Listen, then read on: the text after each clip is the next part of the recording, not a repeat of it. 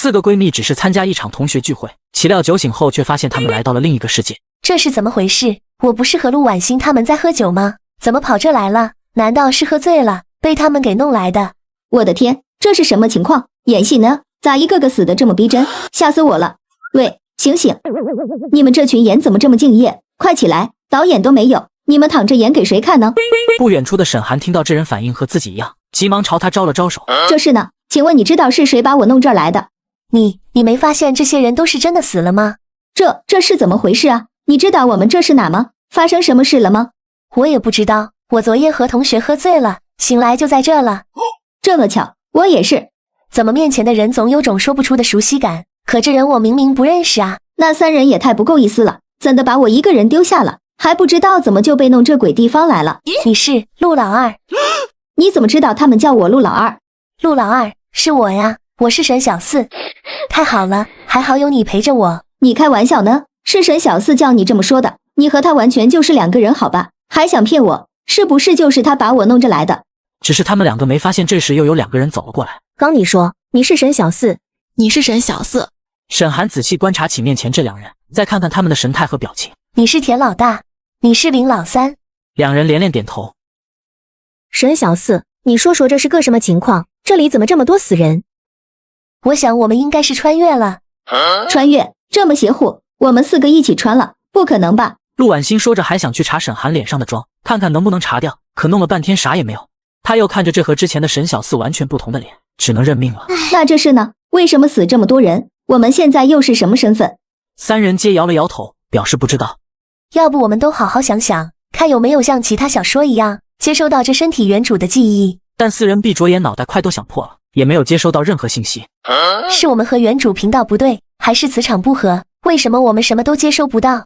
沈寒有些郁闷，作为一名以小说为生的网文作者，居然穿越后没有按照正常的程序来。这没有记忆，又没有活人，那他们在这荒郊野外的要干嘛？田亚兰在现代是一名特种女兵，而林静书在现代是一名外科大夫，对于生死也早已都看淡了。不管我们是不是真的穿越了，都得想办法活下去。我预估了一下这些死人数，应该在100人左右。我们挨个检查一下他们的死因，再搜索一下他们身上还有没有我们能用到的东西。对，管他频道对不对呢？既然我们来了，那以后我们就做我们自己了。老大怎么说我们怎么做。不过这检查死人这事吧，还得麻烦老大您和老三了。我和老二就在一旁为你们加油打气。对，我和小四可没有二位这般大的胆量，这给死人搜身这活就别派给我们了。其他活，老大说一，我们绝不说二。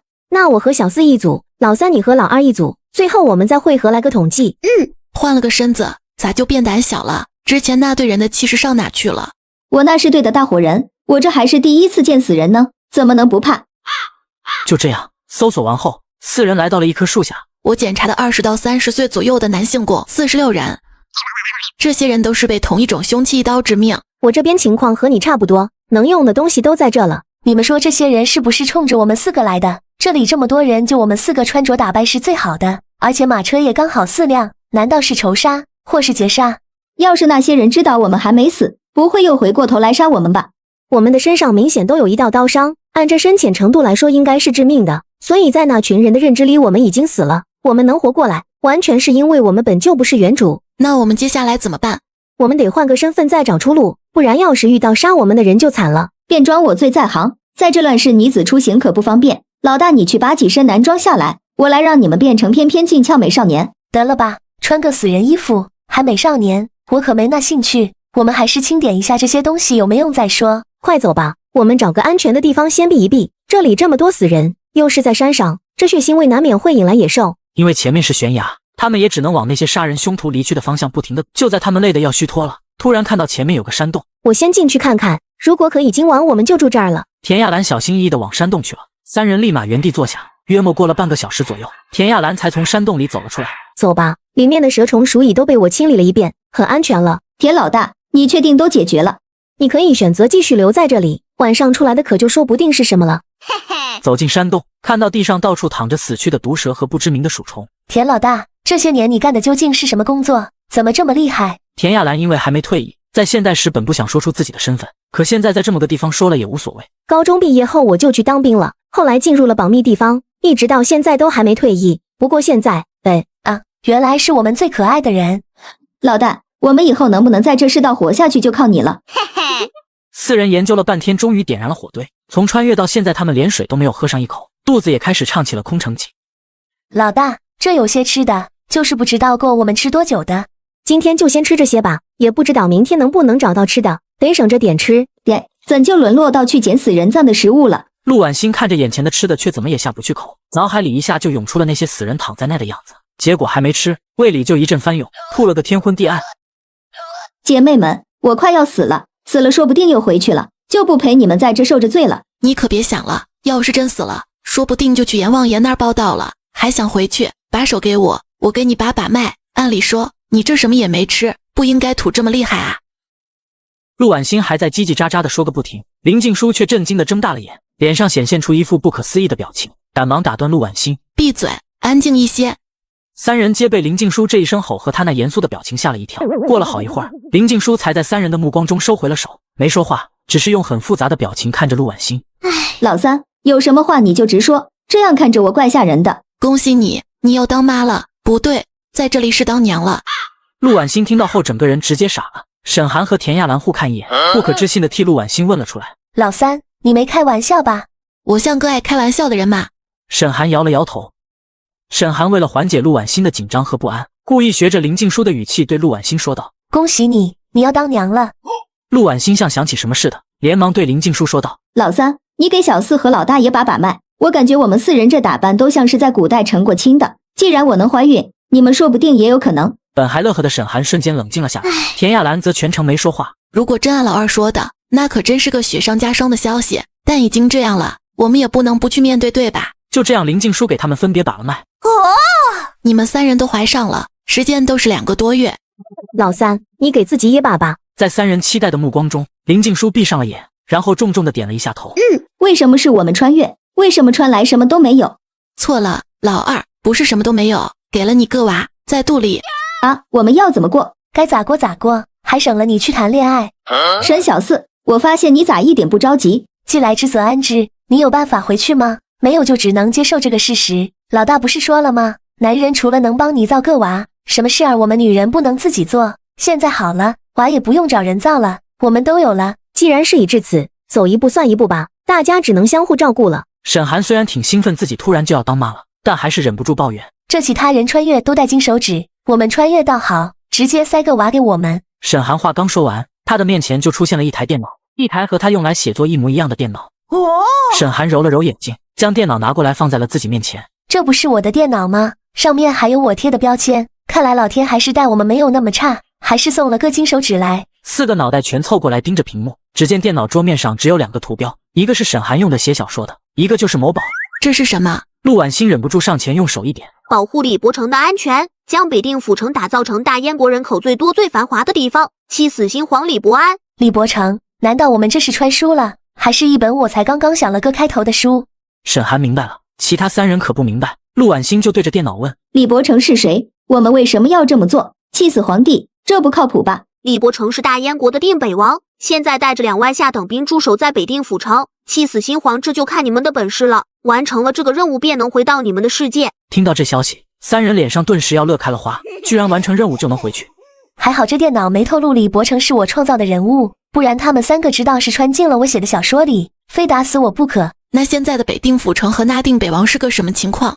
一座只留下了房子的空城，百姓全都逃走了。定北王的粮草只够坚持3个月，他赶走蛮兵的办法是擒贼先擒王。蛮兵头里阿巴图答应退兵，签下了1年不再攻打北定的契约。新皇将北定府和2万下等兵赐给了定北王，让他们自给自足。这么穷，2万士兵还要等着吃喝，而且1年的时间蛮子可能会再次攻打上来。还有那气死新皇是个什么任务？这根本是个不可能完成的任务。沈寒听到这，默默的不敢发表言论，乖乖的闭着嘴不说话。这么穷的王爷，我们要怎么帮？我们现在自身都难保，肚里还揣了一个不知道是谁的种，连自己都养不活。皇帝没气死，我们先气死。先点开那看看，要我们做任务，总得给我们一些助力吧。商场一共分为2类，总而言之就是你们通过系统根据价格可以进行物品买卖。可是我们要怎么操作呢？点开试试看。现在他们缺的是吃食，田亚兰也不乱来，点了2斤土豆购买。请写收货的和收货人。火堆旁，陆婉欣收。叮咚，系统收到。转眼间，陆婉欣身边靠着火堆的一方就出现了一堆土豆，果然我们的铜板自动扣除了。这下几人知道了怎么操作，也心安了一些。现在我们能买吃的了，那死人的吃食都兑换了吧？老大，你把这死人衣服卖了吧，咱买件新的。这衣服看着我都膈应得慌。我看那300万一套的粗布衣就行，刚好把我们这裙子也卖了。既然大家都同意，那我们就每人兑换一身衣服吧。转眼功夫，之前的4个肤白貌美、体态婀娜的小娘子就不见了，变成了另一个模样。绝了，这样走出去，谁也看不出我们原本的样貌了。等到他们把急需要的物品用他们搜索来的物品兑换后，看到地上的电脑，你们说，我们带着各这东西上路，会不会太打眼了？有什么办法？这个可是我们能完成任务的关键，保护它才是我们的首要任务。我的意思是，这东西就不能收起来，我们要用实在。沈寒的话还没说完，电脑就不见了，接着就听见陆婉欣的一阵怒吼：沈小四，你都干了什么？电脑哪去了？田亚兰和林静书赶忙起身四处寻找，沈寒被陆婉欣吼得愣在了原地。我什么也没做啊，电脑快出来！可是没有任何动静，难道是金手指出来？电脑立马又出现在了空地上，这下4人皆松了口气。原来你叫金手指呀，那你再收起来。电脑瞬间又不见了，3人脸立马都黑了下来，沈寒却没发现，还激动地拉着陆婉欣说道：陆老二，你快试试叫金手指快出来。金手指出来。林静书和田亚兰试了试，仍然没反应。金手指快出来。弄半天这玩意儿只听沈小四的。憨憨，果然是我的电脑。虽然他们有了金手指，可是里面的东西还是需要自己用银钱或物品进行兑换的。眼下我们最重要的还是先挣钱才能生存。根据目前情况，我们能换钱的方法就是那些人身上的衣服了。4人纷纷点头赞同，决定第2天还要去他们穿越来时的地方。从山洞出来，一路走也一路观察着，一片寂静。这怎么什么都没有啊？他们不知道的是，这一片本来物产还挺丰富的，但是蛮兵来了，北定城的上千难民们从北定逃到这里，吃的粮食都基本见了底，所以全都上山进行了大扫荡。到了地方，4人把那些人什么所有能换钱的东西都取了过来。沈寒和陆婉欣经过2次和4人的相处，也没那么怕了。我们既然打了他们的主意，还是要好好安葬一下他们的。大家都赞同的点了点头。于是4人开始挖，挖到快天黑，直到挖出足够的位置，让他们入土为安后，才安心的回了山洞。今天我们在他们身上一共挣了30两330文，这数字要是放在穷苦人家，那可是挣好几年也不一定能挣到的数字。嘿嘿，看来我们还是幸运的。行了，你们就歇着吧。包括我这身体都素质太差，缺乏锻炼，以后慢慢来，得把身体练好了，以后生娃都轻松些。老大，你怎么懂生娃的事情？我哪里知道，只是感觉应该是这样的。天一亮，4人便走出山洞，看看能不能有所收获。走了一会，田亚兰突然停住脚步，示意3人不要出声。接着一只小鸟就落在了他们的面前，3人吃惊的都说不出话来。挠着，今天会给你们补补，毕竟现在都有了身孕。老大，这能有几两肉？话落，一只小鸟又朝他砸来，一路走走停停。沈寒和陆婉欣手里居然提了10几只小鸟。老大，这么多要怎么弄？还有，你确定这能吃？怎么不能吃？我以前在野外训练的时候没有吃的，但什么吃什么，这个鸟只是其中一种，可没少吃。回到山洞后就是生火，一通忙活，10只小鸟烤了起来，剩下的炖成了汤。老大，你这怎么弄的？怎么这么香？老大真是深藏不露啊，这肉烤的可真是外焦里嫩的。老大这汤炖的也不错。田亚兰见自己做的食物得到了他们的肯定，心里挺美滋滋的。饭后，沈寒看着远处那片竹林愣神。小四，你看啥呢？老大，你昨天去砍竹子时，可有看见竹笋？这山上一看就是有大批难民来过的样子，哪里还能给你留竹笋？我如果没认错的话，这种竹子的笋子不长在地面，而是长在地下，这样应该不会被人挖走。我们瞧瞧去吧。于是4人带着系统换来的工具，到了竹林。沈寒开始弯着腰在地上不停地寻找着，接着就见他激动地喊道：你们快来看，真有裂缝，快拿铁锹来。看，我没说错吧？这种就是边笋，专门长在地下的。你们快帮着挖，找有裂缝的地儿挖，这么一大片肯定能挖不少。3人见到了食物也不再怀疑，昨天挖完坑的4人，今天又在竹林挖起了竹笋，一直挖到天快黑才回了山洞。小四，这片竹林肯定还能挖不少竹笋吧？看我们今天才挖了那么大点地方就挖了这么多。我也不知道还能挖多少，但看这情况，可能是从来没有被人们挖过，才能有这么多。4人生好火堆，就把这些竹笋全都剥了出来，然后将几根竹笋切片煮了一大罐汤，就这样又是知足的一顿饱餐。根据之前电脑上说的，我估计明日下山后，我们可能会遇见不少难民，到时候电脑就不能轻易拿出来了，所以我们现在把所需物品都先买出来带在身上。大家来说说，买些什么？吃的肯定不能少，买些常备药。我本想采些药材，但这座山上已经被挖的什么也没有了。再买些防身的，买2把好的，看着就能唬人一些。经过一番商量，田亚兰让沈寒先买了20斤糙米，一些吃食和必需品，又买了4套男装备用。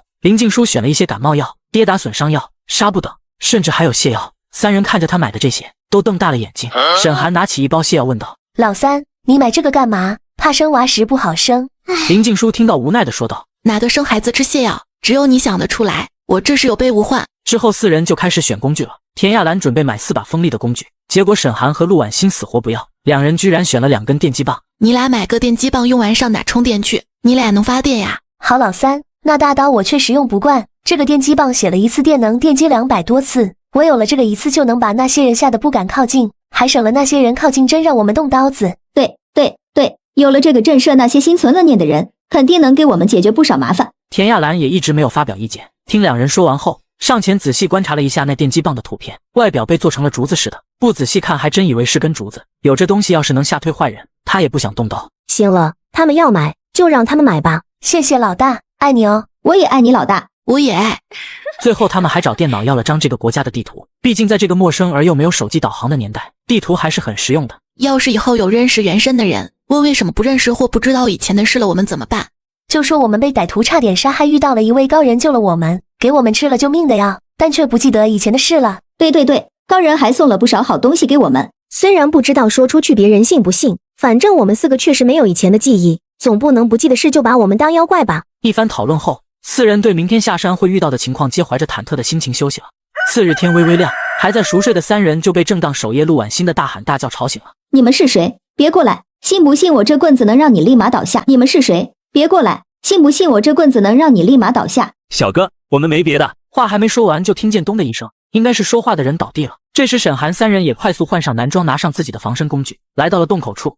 这些个拿剑的应该都是手下，因为他们中间站着一个神情冷漠却自带气质的男人。这位大侠，不知你们这么多人用剑指着我二哥，这是何意？那是我们要动剑，明明是你这兄弟莫名其妙不知用什么东西将我们亲手给弄晕了。显然他们已经检查过地上的男子只是晕了，不然那剑怕是早就砍上来了。沈寒看了眼紧张的陆婉欣，你们这突然出现这么多人，还个个手拿工具，我这姐兄弟没见过世面，当然是被你们吓到了，出于自卫才将这人弄晕的。刚刚我明明说了让你们别过来，可这人偏偏不听，还要上前来夺我这防身的，是他自己凑上来被电晕的。这是何物？这是救我们一高人送给我们防身的，这里产生的教电，人一碰就会晕倒，所以你们最好不要靠近我们。就你们可知悬崖那发生过何事？这个问题让沈寒警惕起来。这人问死人的地方干什么？他是认识那些死了的人，还是他们本就是杀人的人？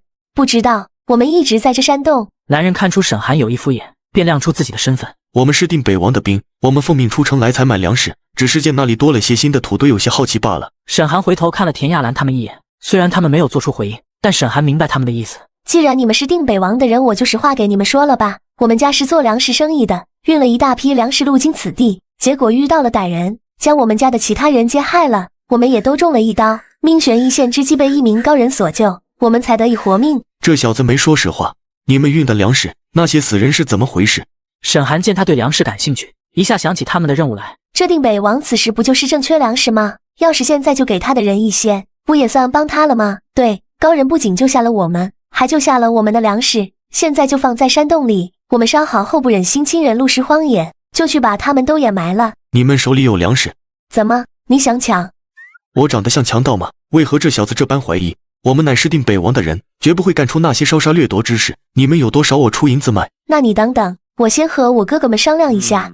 既然这些人是定北王的人，那我们现在就卖些粮食给他，这样也算是帮到定北王了吧？他们去其他地方不一定能弄到粮食，要是他们不是呢？反正我是卖给他们，即使不是我们也不会吃亏。田亚兰和林静书也点点头表示赞同。你有多少银钱？先拿出来看看。这小子有意思，竟然还先摊手找我要钱。男人伸手掏出一张银票递给沈寒，身后的黑衣人皆震惊了。怎么回事？我们这四爷居然怎么听这小矮子的话？沈寒接过银票看了眼上面的数字，竟是100两。行吧，我们进去清点一下粮食够不够，你们在这等着。说完也不理那些人，转身将自己手里的电击棒递给田亚兰。老大，你和老三在这守着，我和老二进去点粮食。田亚兰和林静书会意，便上前一步挡在了山洞口。沈寒和陆婉欣一进山洞就找了个角落换出电脑，买了大米2000斤、面粉2000斤等，共花了52两。行了，就这些吧，我们还能赚个48两。沈小厮还得是你啊！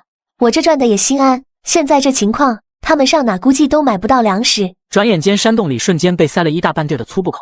沈寒上前打开袋子看了看，确定是粮食后，找了2袋糙米，放在了他们的包裹处。你留2袋干嘛？这4个包裹我们都得累得够呛。哎呀，我这也是为我们留条后路，反正这也是他们给了银子的。之前被陆婉欣给电晕的男子现在已经醒了，警惕地盯着田亚兰手中的电击棒。看到陆婉欣过来，你这小子竟用这种不明物体把我给弄晕了，你这是个什么东西？谁叫你不听劝要往我这棍子上凑？这可是高人送给我防身的，是你自己不长眼。这位大哥，咱们也算是不打不相识，我二哥也不是故意的，这事就翻篇了。粮食我已经给你们清点好了，你们随我进去吧。粮食？什么粮食？走进山洞，看见堆得满满的粮。刚这小子说他们有粮食，我确实不信，给那小子银钱也是为了取得他的信任，只是没想到他们还真有这么多粮食。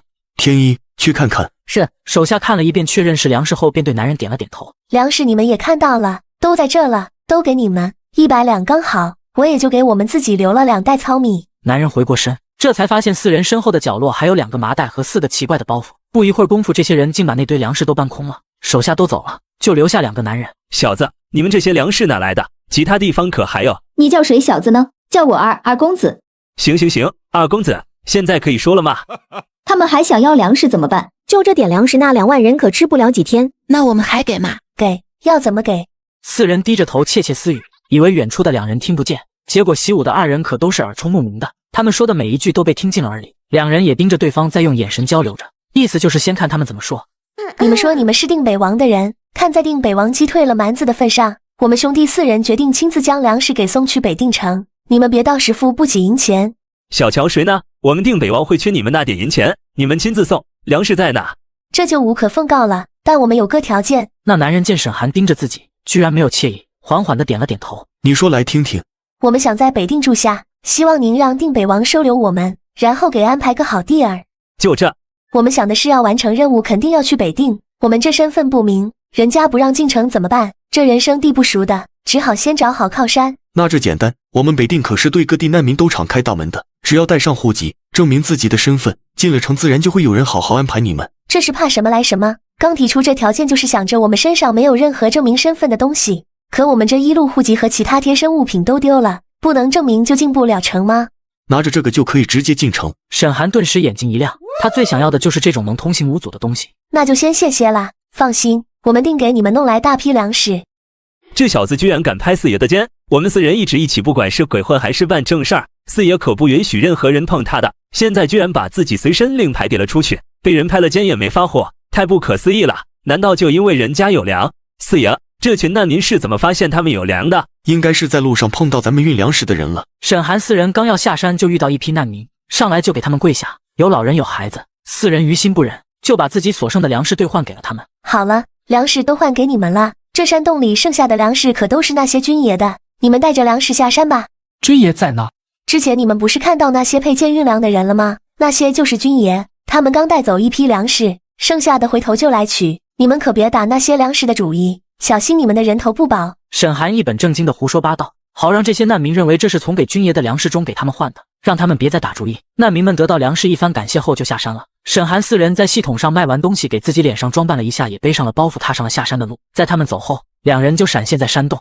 4爷，那个沈公子不是说还给咱们留的有粮食，还有他们从难民那换的东西怎么也没有？钢当里面明明就剩下2袋，可是他们给难民的粮食远远不止2袋啊！秦少在山洞里不停地到处走动，时不时用脚踩一下地，用手拍一下石壁。难道是有什么机关之类的东西吗？你有没有觉得他们4个很奇怪？4爷，你也有这种感觉吧？那个陆公子我老是感觉很熟悉，说不上来的感觉。我得看看这4人究竟是何许人也。说完，他们就朝死人堆去了。随之一声响亮的口哨划破天际，2名黑衣人出现在他们面前。你带尹毅他们去看看，那些死人堆里可有熟识之人？你让我去跑死人堆？你想帮着跑也未尝不可。秦少见4爷里都不理他了，只得任命带着尹一和尹二前往死人堆。下山的沈寒4人一路走走停停，在山脚的一片空地上看到了之前在山上的难民。你们哪来的？走一边去！这位大哥，我们也是走投无路了，想去北定逃难的，能不能行个方便，让我们和你们一道，这样互相也有个照应。去，我们可不是一道的，我们去北川。就在这时，一个小娃的声音响起：“小哥哥是你们吗？”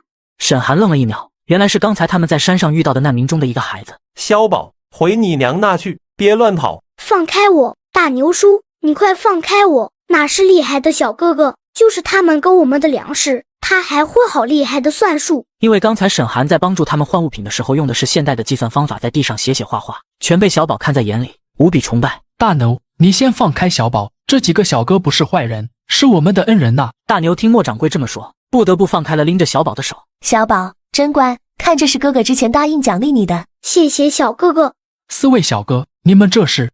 大哥，我们本是一大家人出门做生意，奈何路上遇到歹人，把我们的家人都给杀害了。我们4人被高人所救，才得以活命。高人还保住了我们的粮食，可粮食再多，我们没有了家人，4个人也带不走。刚好遇见了北定的军爷和你们，这才将粮食给脱手。那4位恩人接下来什么打算？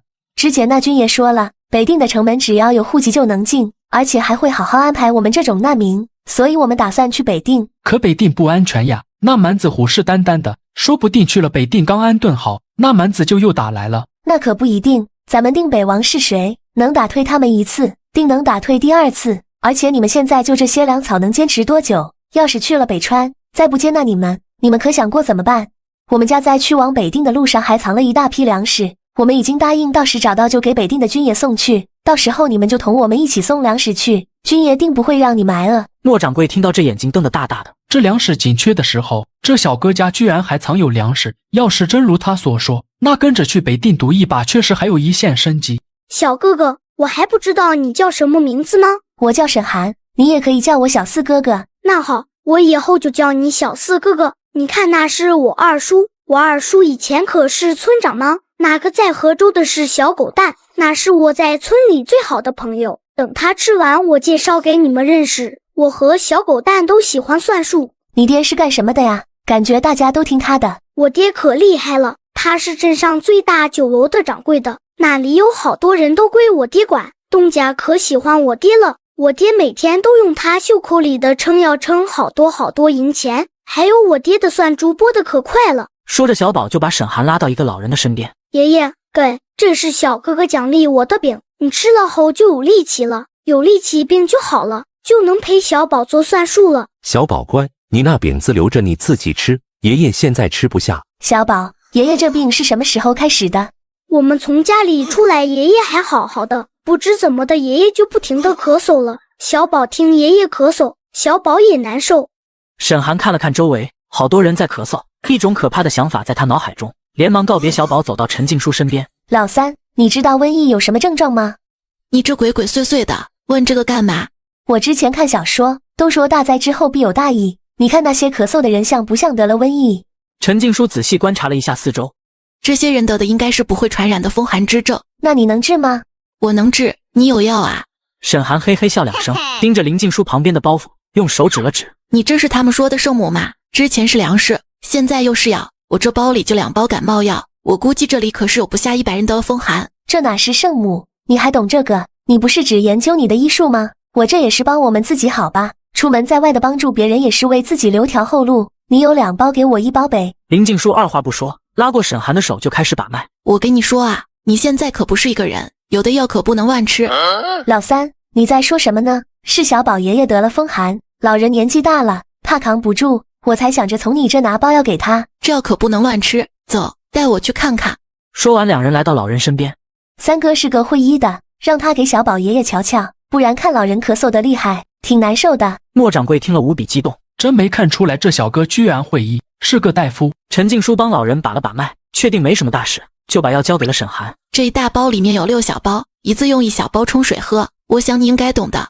这个拿去兑一些热水给小宝爷爷喝，这还剩下的5小包你收好，一天喝3次，按时给他喝。这药就这1包，喝完不行我们再想办法。莫掌柜感动的不行，想上前握住沈寒的手，又觉得不妥，不停地给沈寒行礼。沈四公子真是我们的大恩人，以后你要让我们做什么，我绝不推脱。沈寒满脑子都是任务，但是想到现在那里是座空城，首先必须要有人。那跟我们一起去北定呢？这我还没来得及和他们商量。莫掌柜有些为难，他们这个队伍挺特殊，大家都是中途才认识的。行，明天一早你再给我答复。如果你们依然选择去北川的话，我们也不强求。而这边山上的人终于在天黑前找到了他们想要的答案。四爷，这里面真的是王妃的队伍，只是里面没有王妃和3位夫人的尸体，说明他们4人可能还活着。这时男人脑海中立马出现那4人的身影，因为他们是男儿身打扮，声音神态也完全不同，所以虽然感觉看到他有种奇怪的熟悉感，但也没多想。如果真的是他们，为什么他们好像不认识我们一样？那4人肯定有问题。老秦，走，再去会会那4人。四爷，难道我们还是这打扮？他们在难民队，要不我们也化身难民？我们乔装一下，把名字换换。我叫秦一天，你就叫李四北，怎么样？四爷用看异样的眼神看向秦胜。不怎么样，你为什么不叫秦2天？嘿嘿，秦一天感觉要顺口些。既然你觉得不合适，那你说叫什么嘛？你叫秦天，我叫李北。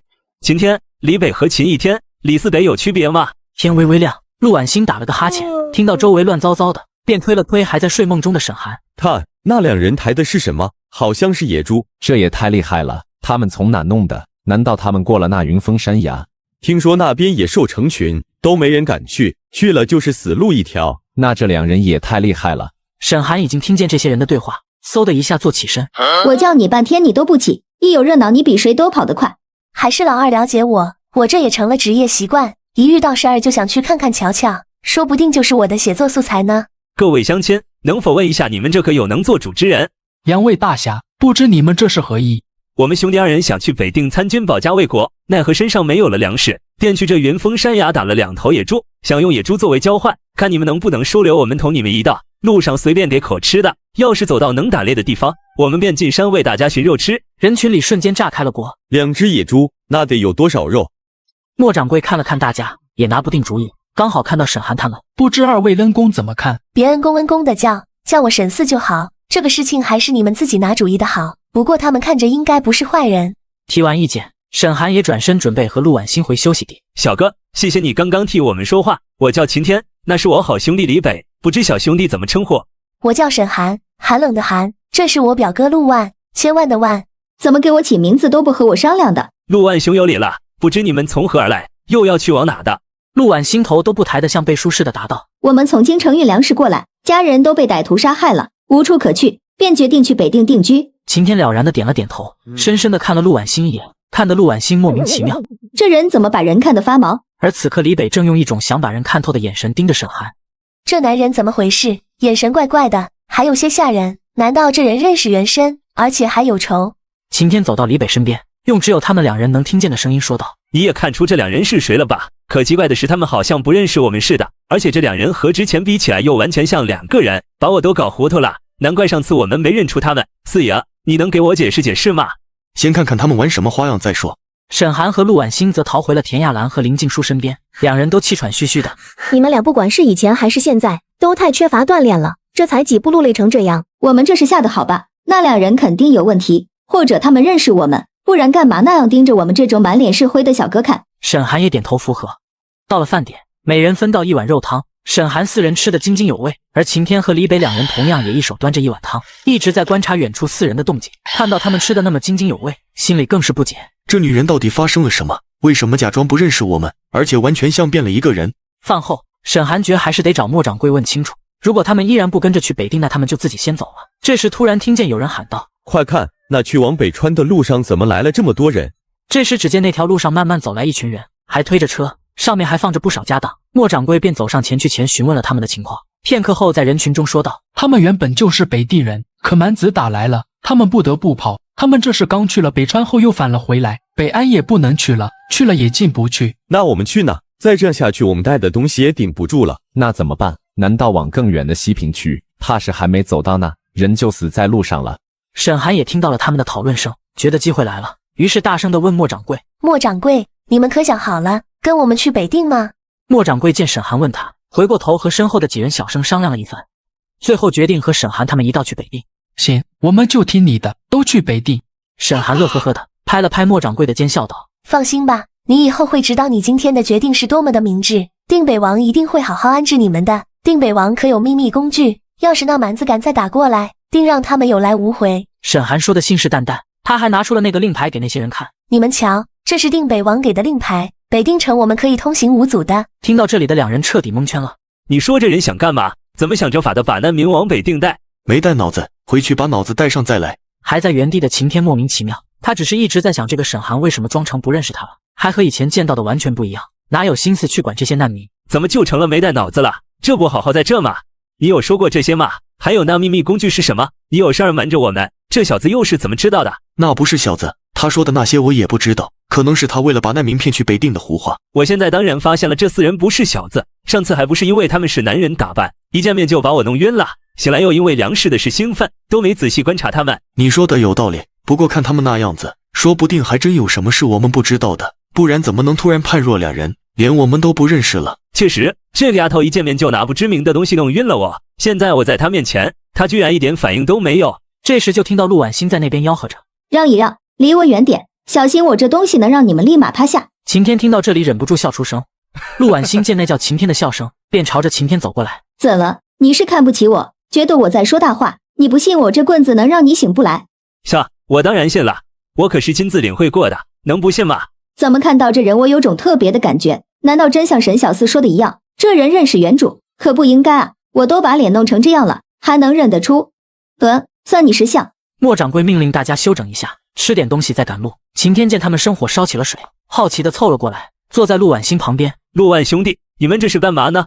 烧水呢？没看见？看见了，你们烧水干嘛？烧水当然拿来喝，不然烧着玩。这丫头现在挺有意思，居然不怕我了。你们怎么认识定北王的？你管我们怎么认识的？干嘛要告诉你？还有你这人没事凑我们这来干什么？话这么多。不管就不管，有什么需要我帮忙的吗？不用你干什么，就你这个人往那一站就是个祸害，回你兄弟那去，不然小心我用这个让你好好睡一觉。这丫头怎么变得这般伶牙俐齿的？挺有意思的，大家以后都是一路人，相互有个照应也好呀。来，我帮你们烧水，这水也分我们兄弟些。此刻的李北一人在远处看了这边一会儿，竟也拿了包东西朝他们走了过来。李公子有事儿？这是莫掌柜分我们的粮食，我们没有过，你们就一并帮我们煮了。莫掌柜说了各家解决各家的吃食问题，我们为什么要给你们做？李北勾起唇角，似笑非笑的双眼盯着沈寒。你不认识我了？这个问题瞬间惊到了在场所有人，其他3人也开始脑袋飞速转动，该怎么回答这个问题？这次也不是要看他们玩什么花样嘛，怎么自己要摊牌了？我们以前认识吗？这下李北确认了，看样子他是真不认识我，不像装的，可是明明就是他，到底怎么回事？想了想，李北才说道：“你怀里那东西是我给你的。”沈寒这才仔细的看看面前这人，才反应过来，你是那个军言？陆婉欣也盯着秦少看，这才发现你是那个被我电晕的公子。呆呀，真看不出来你们这化妆技术也不错，不仔细看我都没发现。陆婉欣说着，用手不停地摸着秦少的脸。这真的是那个女人？这也太胆大了吧！居然敢在大庭广众之下在我脸上摸来摸去！你怎能随意摸男子的脸？你可知羞耻二字为何？呆呀，什么知羞不知羞的？我们都是大男人，别太在意这些小节。谁让你们之前和现在反差太大？我这不确认一下你脸上是什么东西吗？说完又在晴天脸上捏了一下。没想到这古人的皮肤还不错，今天这豆腐吃的可以。难道自己认错了？这根本不像是个女人，更不可能是我认识的那个胆小懦弱的女人。哎呦，这是哪里来的帅小伙啊？帅小伙？他这是在夸我好看吗？晴天和李北心里的疑问基本已经确定，就把脸上的装扮卸掉了。晴天看到陆婉欣脸上的脏东西也洗掉了。你现在看着也不错啊。用你管？这个女人怎么你说我就可以，我夸你也不行？而另一边，李北想起沈寒和难民说过的话，故意说道：“我听有人说定北王答应了难民们回城会怎么样，这事儿我可没听定北王说过，我得去和难民说道，看看他们还愿意去北定吗？”你这样做对你可没什么好处，我这样不也是为了你们北定好？怎么是为了北定好？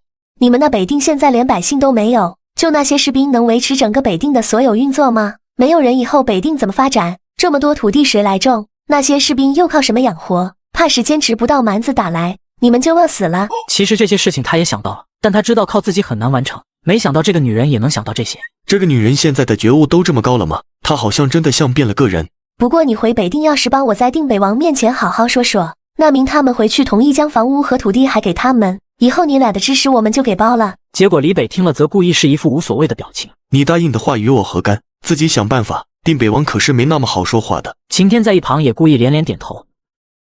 定北王特别不好说话，不过你们要是好好求求我们四爷，说不定还真能让定北王按照你们说的那样做，因为这定北王可信任我们四爷了。沈寒4人相互看了看，用眼神进行着交流，都点了点头。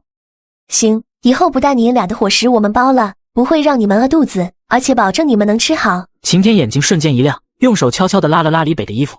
李北感受到后立马离晴天2步远，转头对沈寒说道：“看你们的表现了。”李北说完就继续闭目养神了。到了饭点，咱们还剩下猪蹄和一些猪骨头，我们一起炖了吧？行啊，还好我们买的工具够大，可以炖上1大锅。可是这肉这么大怎么办？田亚兰本来是几个当中力气最大的，奈何现在身子太弱，又没有合适的工具，实在使不上劲。李北听到这里，就给晴天使了下颜色，两个人一起走了过来。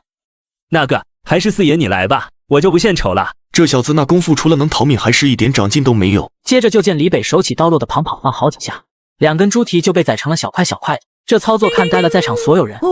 看，还是我们四爷厉害吧？这东西稍用点内力就跟切豆腐似的。是，不像某些人弱的，一看就没内力吧？晴天没想到陆婉欣会扯自己身上，摸了摸鼻子，有点心虚。每次四爷和霆锋叫他练，他总是躲懒，就只把轻功练得炉火纯青，其他功夫一概不行。反正遇到危险自己能逃命就行，只要不拖他们后腿，我总比于文琪那书呆子强。弱不禁风的样子，整日病歪歪的，一叫他练武不到半个时辰就得晕倒。陆婉欣也叫上沈寒，两人将猪蹄和骨头放进了罐子，准备清洗一下。晴天看到后，终于找到了自己的用武之地似的，上前一把从两人手中将罐子抱了起来。我虽没内力，但力气总比你们俩强吧？呵。沈寒两人见东西被晴天抱走了，看了看周围没什么人，两人就开始小声的嘀咕起来。那一锅全是肉炖出来，肯定特别油腻。那能怎么办？我们只有土豆，难道又用土豆炖？我好怀念我妈炖的山药猪蹄。两人顿时四眼放光，看了看四周，趁着没人注意，他们便朝没人的山脚下摸去。眼看天快黑了，李北发现还没看到沈寒和陆婉欣回来，田亚兰和林静书也开始担心起来。你们俩就留在这看着火，我们去看看。而此时正在山脚造的两人，老二，你快瞧，真有山药卖，要8文1斤，你说我们买多少？咱们这么多人，至少买个3斤吧，再来斤生姜吧，还有我们盐不多了，再来包盐，其他的先不买，多了也不好拿。那好，就这3样，我下单了，你去那树下等着。刚敲下确认键，就听见晴天的声音从身后传来：“沈兄，是您吗？”金手指收起来。两位军爷，你们怎么来了？我就是和我二哥那集过来方便方便。方便？你们跑这么远的地儿来，你们可知道这大屿山为什么看着植物这么茂盛，却没有像云峰山一样连树皮都被扒了吗？沈寒这才想起路上确实觉得奇怪，为什么？因为这座山上全是野兽，这里的人都不敢上山，去了的人都没活着回来的。而刚好在这时候，沈寒好像听到了一声狼叫。老二你好了吗？好了。陆婉欣笑嘻嘻地抱着一堆东西走了出来。哇，老二你挖的什么呀？挖这么多？我的运气真好，居然在这发现了好东西。这个叫生姜，这个叫山药，用这2个做菜可好吃了。是吗？那我们赶紧回去把这加在猪蹄汤里，肯定不错。两人就在那一唱一和的，晴天和李北也不说话，就看两人表演。他们虽然看着那些东西可疑，但知道现在还不是询问的时候。田亚兰和林静书见两人回来手里抱着的东西，瞬间明白这东西打哪儿来。你们2个以后要去哪，记得说一声。要知道你们现在不是一个人。两人知道让田亚兰他们担心了，立即心虚的点了点头。真香。就这样，很快一锅香喷喷的排骨汤就做好了。沈寒盛了一大碗山药猪蹄就给李北端了过去。看似睡着的人一下就睁开了眼，用他那乌黑发亮的眸子盯着沈寒。军爷，你醒了，来，我们的吃食做好了，您慢慢享用。李北什么都不说，直接吃了起来。他还真放心，就不怕我们在菜里下药吗？军爷需要再来点吗？李北见眼前这人候在那，就像那些拍马屁的人一样，顿觉有些好笑。不用了，你可以退下了。而晴天可没这么好待遇。我的呢？今天吃了我那么多烧土豆，最后一碗汤给你。晴天也不生气，抱着最后一碗汤也喝得津津有味。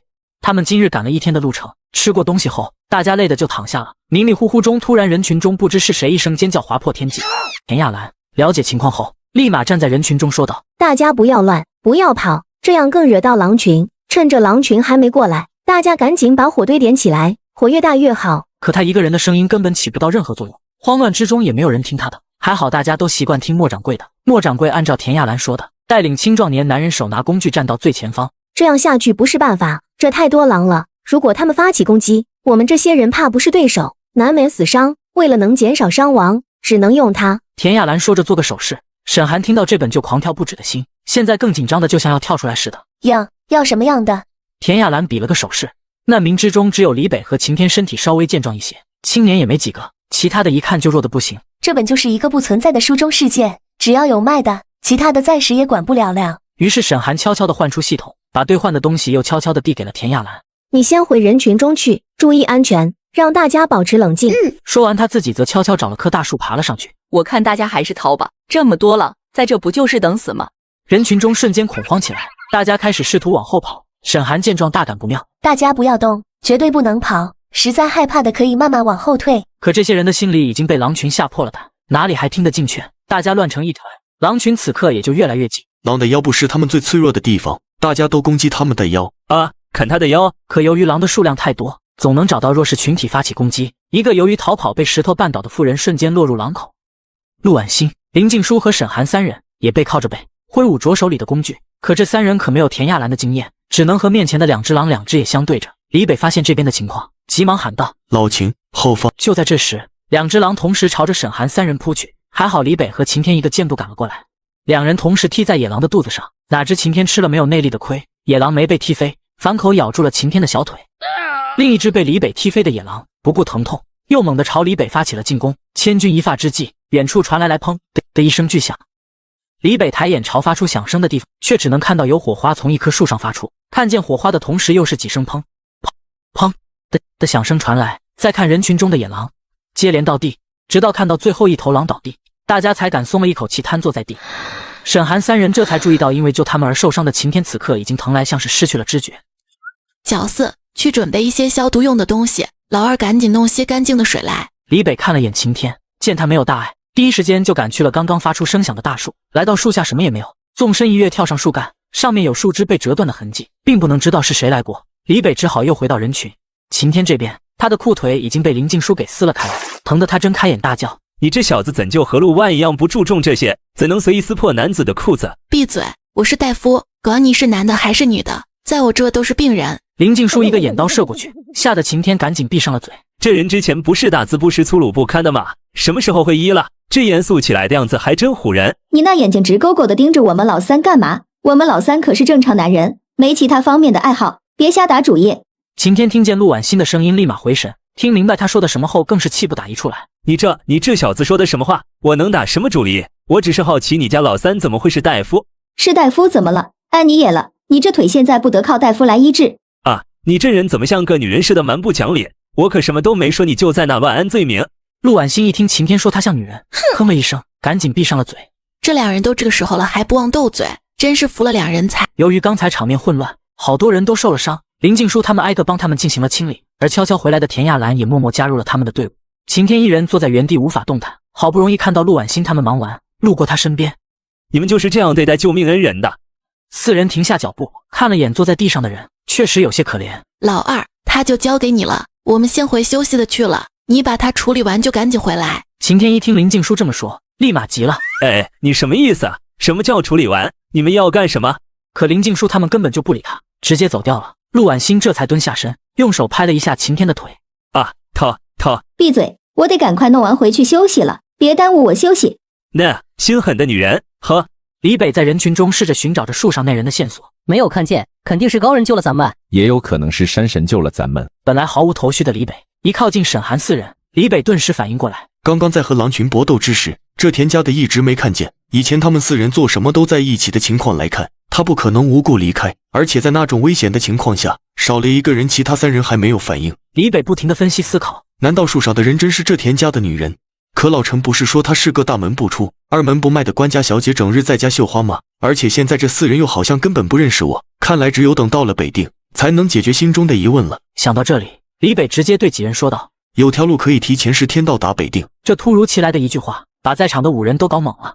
你们不是想去北定吗？我知道一条路可以快些到达北定，这样就可以为难民们节省不少粮食。翌日一早，李北醒来后，本想着去找一下之前那条近路，这时却突然发现了天空中盘旋的大鸟，那是他千辛万苦训练出来飞鹰。只见纸条上只有速回2字。看来有什么事是老于解决不了的了。李北思索着接下来的事情往回走，没留意和刚准备出去打水的沈寒撞了个满怀。君言，你这大清早的在想什么呢？我有事要先走一步了，我到北定等你。沈寒还没反应过来，李北已经离开。这君爷什么意思？之前不是要找人吗？现在不找了？还有他为什么说在北定等我？到晴天身边，不喜欢与人接触的李北找了根木棍，直接戳着还在熟睡晴天的胸口。谁敢偷袭本公子？顺着木棍看到一双炯炯有神的熟悉双眼正盯着自己。爷，你这是何意？有急事，我先回北定，你留着务必将他们安全都带回北定，先别打草惊蛇，确认他们是否真的还有粮食。说完，李北不等晴天反应，已经消失了。嘿嘿，这样也好，还是在这和这帮人一路自在又有意思些。要是何四爷赶回去了，又得整日面对那些个大老爷们，还要被老陈逼着去练武。就这样，难民分了2波，一批妇人、孩子和老人由一些青年带着走大路，而另一批10个左右的壮年则把吃食全部留给家人，想看看在山上能不能为家人寻到别的生路，就选择跟着沈寒他们走山路。沈小四，那些花花草草是你家亲戚啊，你挨个去打招呼。正蹲地上的沈寒瞬间停下了手里的动作，转头用他那大眼珠子瞪着晴天。就是我家亲戚，怎么了？你有意见？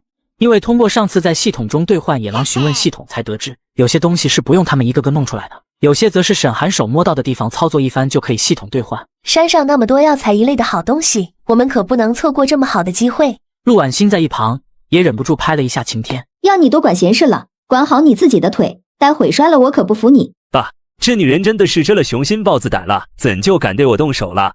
你我怎么了我家小四亲戚多爱你是了。就这样4人带着一群难民一路上走走停停，因为有田亚兰的秘密工具，遇到野兽什么的也不怕，还收获了不少好东西。几日后，李北到了定北王府。王爷，你可回来了。起来说话，现在是个什么情况？这先皇派了位高大人来，说是过来辅佐您治理这北定的。高大人来这已经有5天了，我们都以您身体不是为由把他挡在外面了，但大人天天都想着法儿的想往您这屋里闯。这是新皇不放心我，还特地派个人来监督我啊。你先下去吧，给我准备些水进来，我要洗漱。守在门外的人都撤了。是。片刻后，一个鬼鬼祟祟的身影探出了脑袋，见四周都没人，还是忍不住好奇，轻轻地推开了李伯承寝室的大门。我就知道定北王肯定不在，这帮小子定是糊弄我的，说什么定北王身体不是不能见人。是吗？高大人真是太不知礼数，本王的寝室可是你想进就进，想走就走的。高坤心下一紧，僵在了原地，不敢动弹，声音却开始发抖。王爷，原来你在呀，我还以为那帮小子骗我的。骗你？为何要骗你？现在你说说我该治高大人个什么最好呢？高坤已经吓得双腿开始发颤了。这定北王以前在京城就是个混不吝的主，虽然不参与朝政之事，但在京城谁也不敢得罪他。那时候我就因为倒霉，可没少在这定北王手里吃亏。不过我现在可是替皇上办事的，王爷再大，他能大得过皇上吗？王爷说的什么话？我可是奉皇上之命前来辅佐你治理北定的，皇上还特意筹备了粮食让我给你们送来。送粮？哈，那就多谢皇上了。不知皇上为我们这2万大军准备了多少口粮？5000斤粮。这点粮食能够2万人吃1天，这送粮怕只是做给世人看看而已。那就麻烦高大人替我上书谢过皇上了。本王身体不适，就请高大人先回吧。高坤早就想走了，可想起来还有件事没对李伯承说，又继续强忍着惧意看向李伯承。王爷，还有件事儿要告诉你，皇上本来好意让王妃和3位夫人带上家当前来北定和王爷你们会合，奈何半路遭遇了难民的抢劫，还惨遭杀害了。希望王爷和3位公子不要太难过。李伯承听到这个消息并没有感到意外，他早就得到消息，新皇让那4个女人带着所有家当过来，怕是早就有这打算将他们除掉，一举两得，既让我断了京城所有能成为助力的人，又得了他们所有的家当。现在派人来告知，不就是不打自招承认是他干的了吗？还真是一如既往的蠢。李伯承迟疑了一会儿，才慢慢转身装作伤心的样子。怎么会发生这样的事？这让我怎么给霆锋他们交代？那女人怎么会？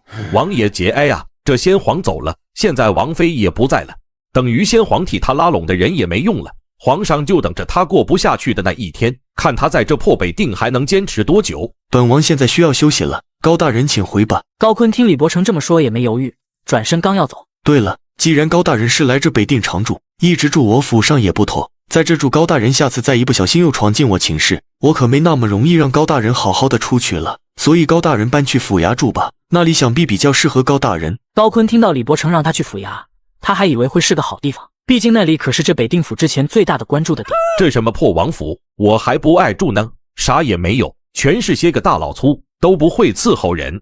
吹，王爷。高坤走后，李伯承这才一脸严肃地将天一唤了进来。你去看着高坤，把他送去府衙，没我的允许不准再放这人进府，还有去把于公子给我叫过来。天一领了命后，转眼就消失在李伯承的寝室内。而李伯承想着前些天遇到沈寒他们所发生的所有事情，依然觉得不可思议，突然就喃喃自语起来。死了？那现在的4人难道真是？这时突然出现一位气质儒雅、长相俊俏的翩翩公子哥。谁死了？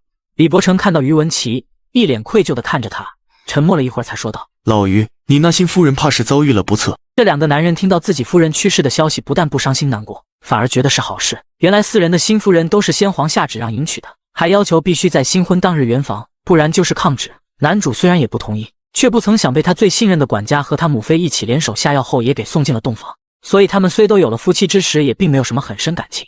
事已至此，王爷不必内疚，也许这样的结局对他们来说也是好事。李伯承见于文琪反过来安慰自己，也不打算隐瞒。我和老秦这次出去，本就是想去接他们，顺便买些粮食回来，人没接到，却遇见了奇怪的4个人。怎么个奇怪法？李伯承便把他和晴天在路上发生的事情全部讲了一遍。王爷的意思是这4人没死，又或者是死而复生，有什么不为人知的秘密让他们性情大变？李伯承点了点头。王爷真确定那是他们？我和老秦以真面目出现在他们面前，他们居然都不认识，所以我就说可能是他们，也可能不是。于文琪听了都觉得太不可思议。王爷口中的那个会识字、头脑清晰还会医术的，真的可能是我娶进门的那位吗？另一边的沈寒4人刚走出无名村，就看见远处乌压压的往这边走来一大群人。大哥，我们可算是赶上你们了。按理说你们不可能这么快就走到这的，难道你们没休息，连夜赶路了，还是发生了什么事？我们又遇到之前那些黑心的人了。那他们可有对你们怎么样？男人开始讲述起之前发生的事儿。原来莫掌柜他们走后，第2天在路上，他们一行人便遇到了那个叫三赖子带领的人，不仅拦下了他们的去路，让他们交出所有吃食，还要把队伍里的小孩全留下。那群人一路上坏事做尽，最后还好小宝拿出沈寒给的工具，这才逃离那帮坏蛋。所以这些天我便让大家连夜赶路，每天只休息2个时辰，连下雨都没有停止赶路，这才赶上了你们。这帮大哒哒的家伙，小宝他们没事吧？没事，就是有些吓到了，现在和我爹他们一起走在队伍中间呢。田亚兰也忍不住想去收拾一下那帮坏蛋，便说道：你先带大家走，我们留着会他们。老大，你准备怎么弄？怎么弄？那都是些失了人性的家伙，死不足惜。可是你手里的工具也有限，对付那些人都不值得我们浪费钱。田亚兰听沈寒这么说，自己才瞬间冷静下来。你可有其他万全之策？沈寒看了眼站在他身边没说话的林静书，又拍了拍他背的包袱。嘿嘿，我准备请那些人吃大餐，让他们别再打我们的主意。一旁的陆婉欣也凑了过来，抢过沈寒身上的包袱。对付这些人，你还请他们吃饭？说你傻，你还真傻。你以为这些人真会看得上你手里这点吃的？沈寒见大家没明白他的意思，低头悄悄地对其他3人说：你们忘了老三包袱里早就给这样的人备好了大餐的调料。大家终于想起沈寒所指的是他们之前所买的药。不过老三，我忘了问你，这包药够不够他们吃的？你那还有没来的更猛烈些的？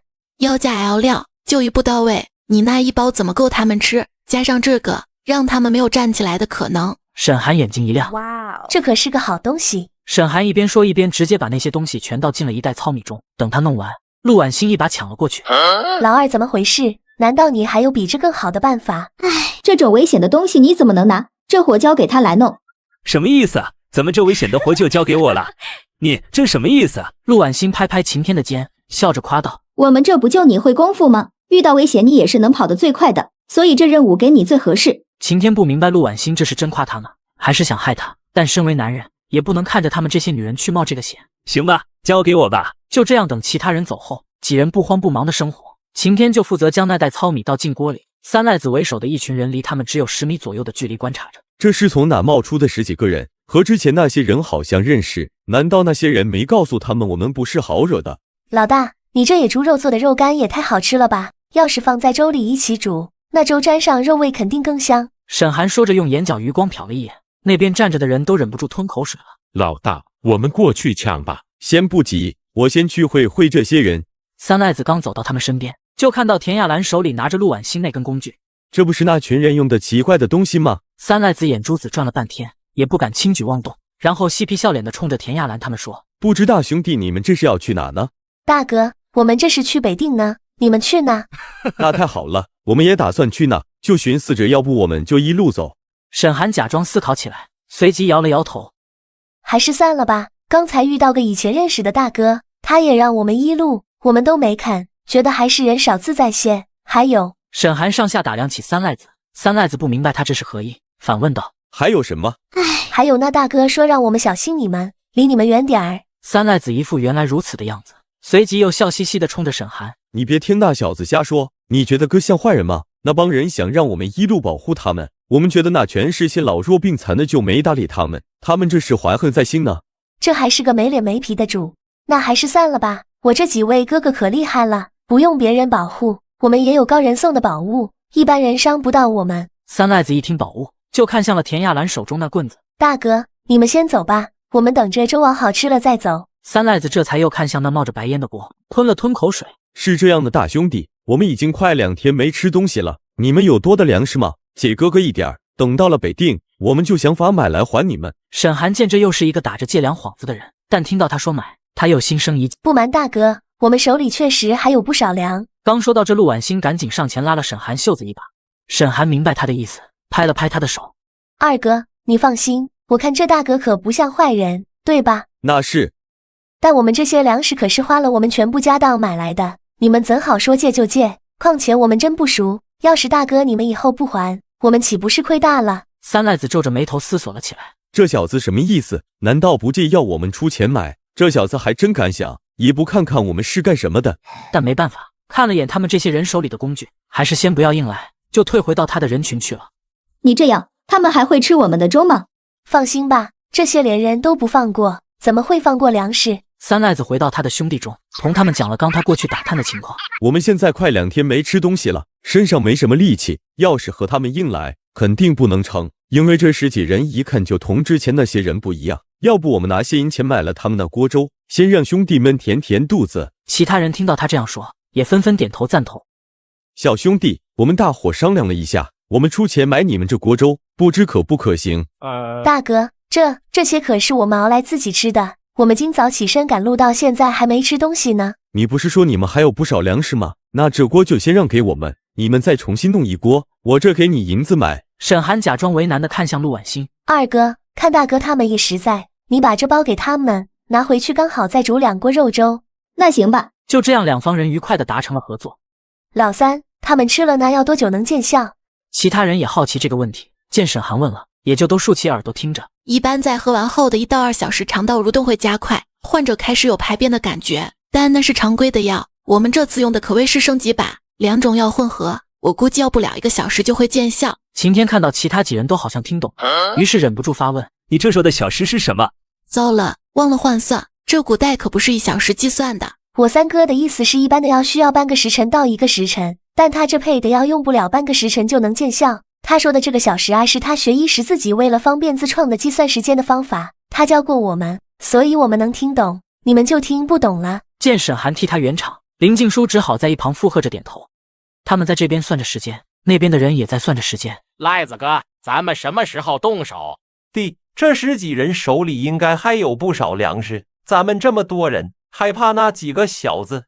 肚里填了点货了，但是这不顶饱啊！快安排一下，我们过去将那几人一起拿下，先吃他们的粮食，再看看他们身上还有什么好宝贝。于是三赖子带着人浩浩荡荡地往沈寒他们这边走来。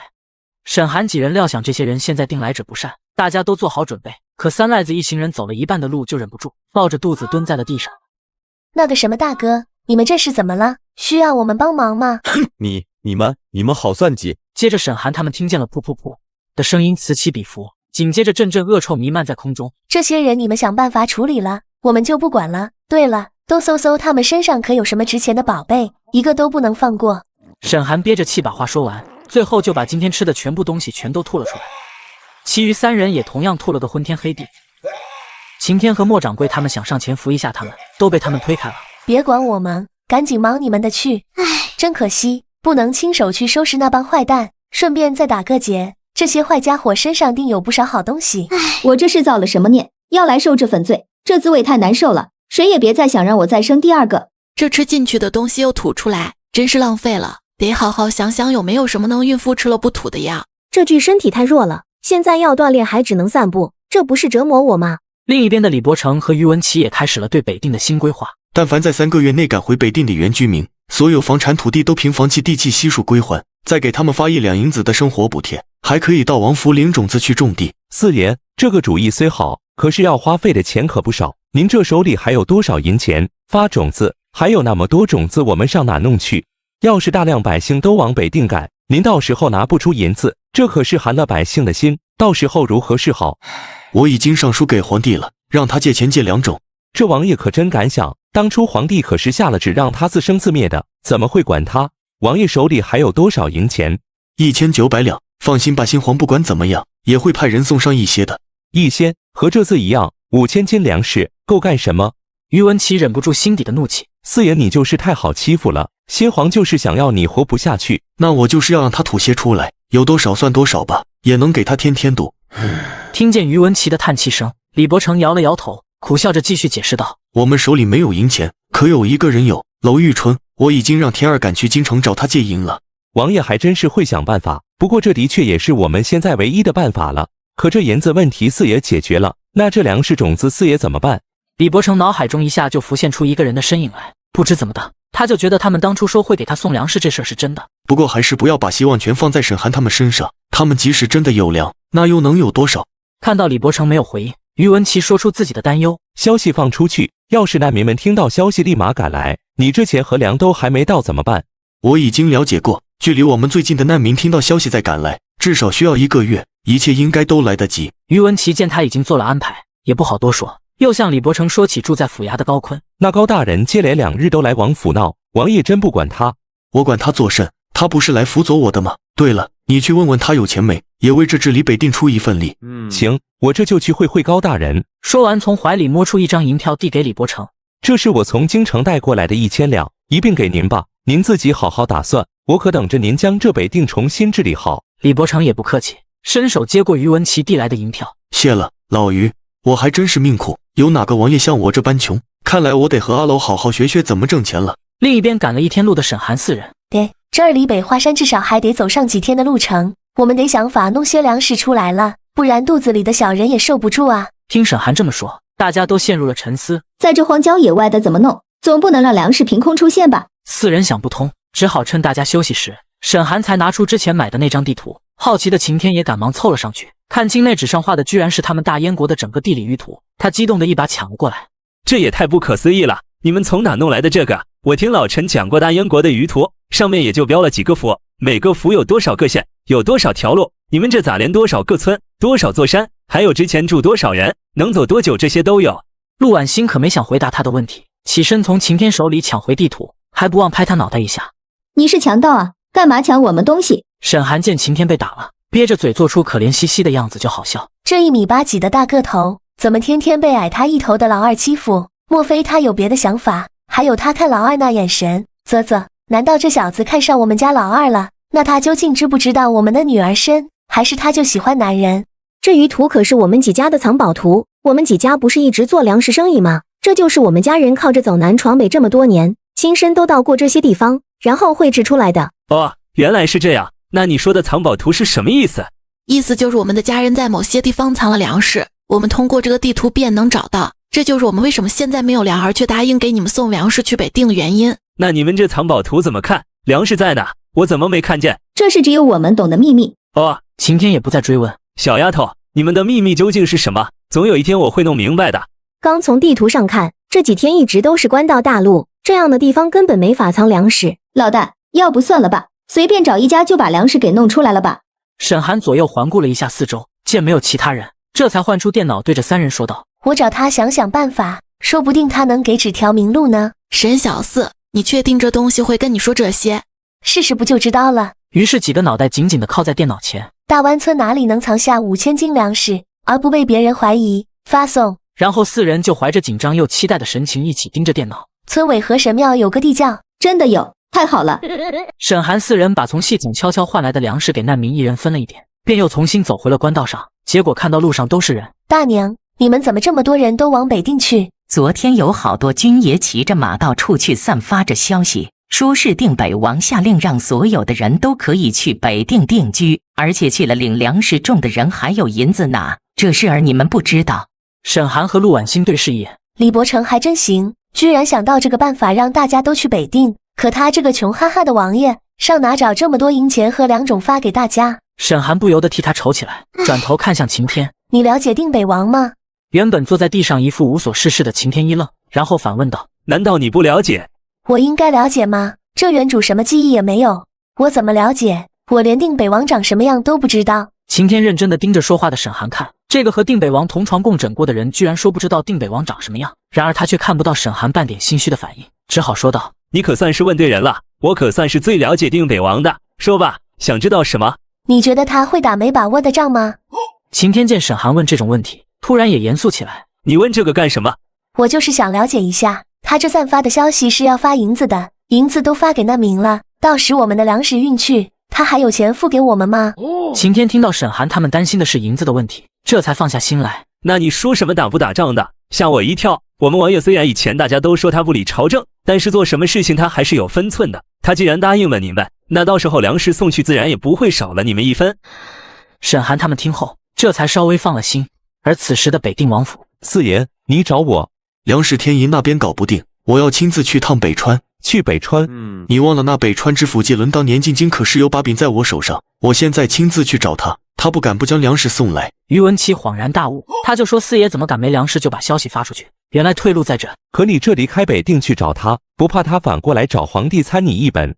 他不敢，他参了我，他的小命也不保。于文琪沉思一会儿才说道：行，你去吧，万事小心。这边的沈寒他们刚停下来要休息，就看见有一大队马车朝他们过来，队伍的最前面还有10多个大汉拿着大刀在前面开路，那些人根本不把其他人看在眼里，对难民又推又踢。就在这时，小狗蛋一个人站在路中央，被吓得哇哇大哭，而那些人居然不顾孩子，还加快了行进的速度。这时只见一个人影似箭一般的速度飞了过去，抱起小狗蛋又飞到了路边没人的地方。晴天把小狗蛋放在地上后，摸了摸他的头，一阵安抚，这才又一跃来到陆婉欣身边。陆兄，借你宝贝一用。还没等一脸花痴样的陆婉欣反应过来，晴天便拿走了陆婉欣的棍子，一个飞身又回到了被难民让出的道路中间。哪来一个不要命的，赶紧给爷滚开，不然休怪我不客气了。你还不客气，给本公子瞧瞧。将男人便打马朝晴天奔来，晴天趁这个机会飞身上前，用陆婉欣的工具让他的马瞬间躺在地上。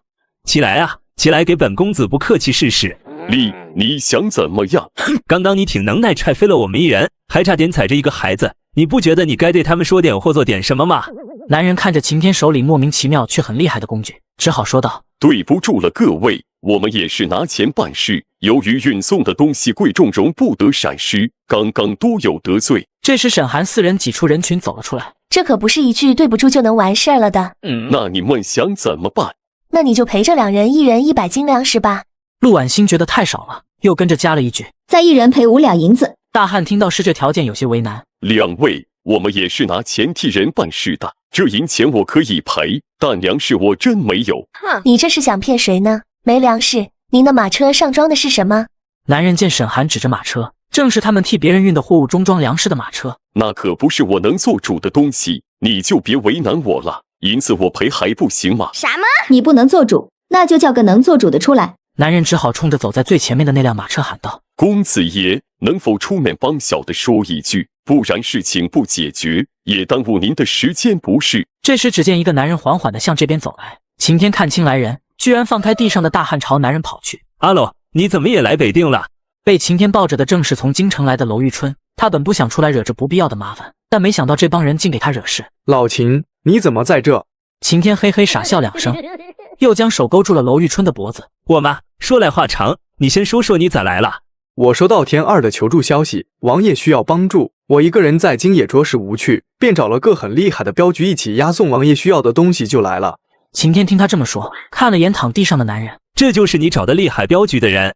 娄玉春不好意思地挠了挠头。老秦，刚刚发生的事我也看到了，杨镖头他们确实做得有欠妥当，但他们也是为了这趟镖的安全，这是王爷急需的东西，看在我的面上，你就让他们放了杨镖头，大家提的条件我也想办法满足。晴天看了眼后面的20多辆马车，这都是王爷需要的东西，难道是银子？肯定是找这小子借的，这小子可有钱了。晴天想通后，转头看向田亚兰他们，那个田兄，这是我认识的兄弟，你先把那人放了吧，他答应赔偿定不会反悔的。田亚兰看了看晴天，于是把人放了。多谢公子肯出手，实在下办事不利，耽误公子时间了。娄玉春瞬间白脸，盯着朝他行礼的杨镖头。你也别谢我，这事儿是你们自己惹出来的，你就自己解决。至于他们说的粮食，你没有，我那车上倒是可以借你200斤先应急，或者你出银钱买也行。杨镖头没想到这人居然这么说。还有什么？娄玉春抿唇想了一下，才又继续说道：还有你得赔我损失。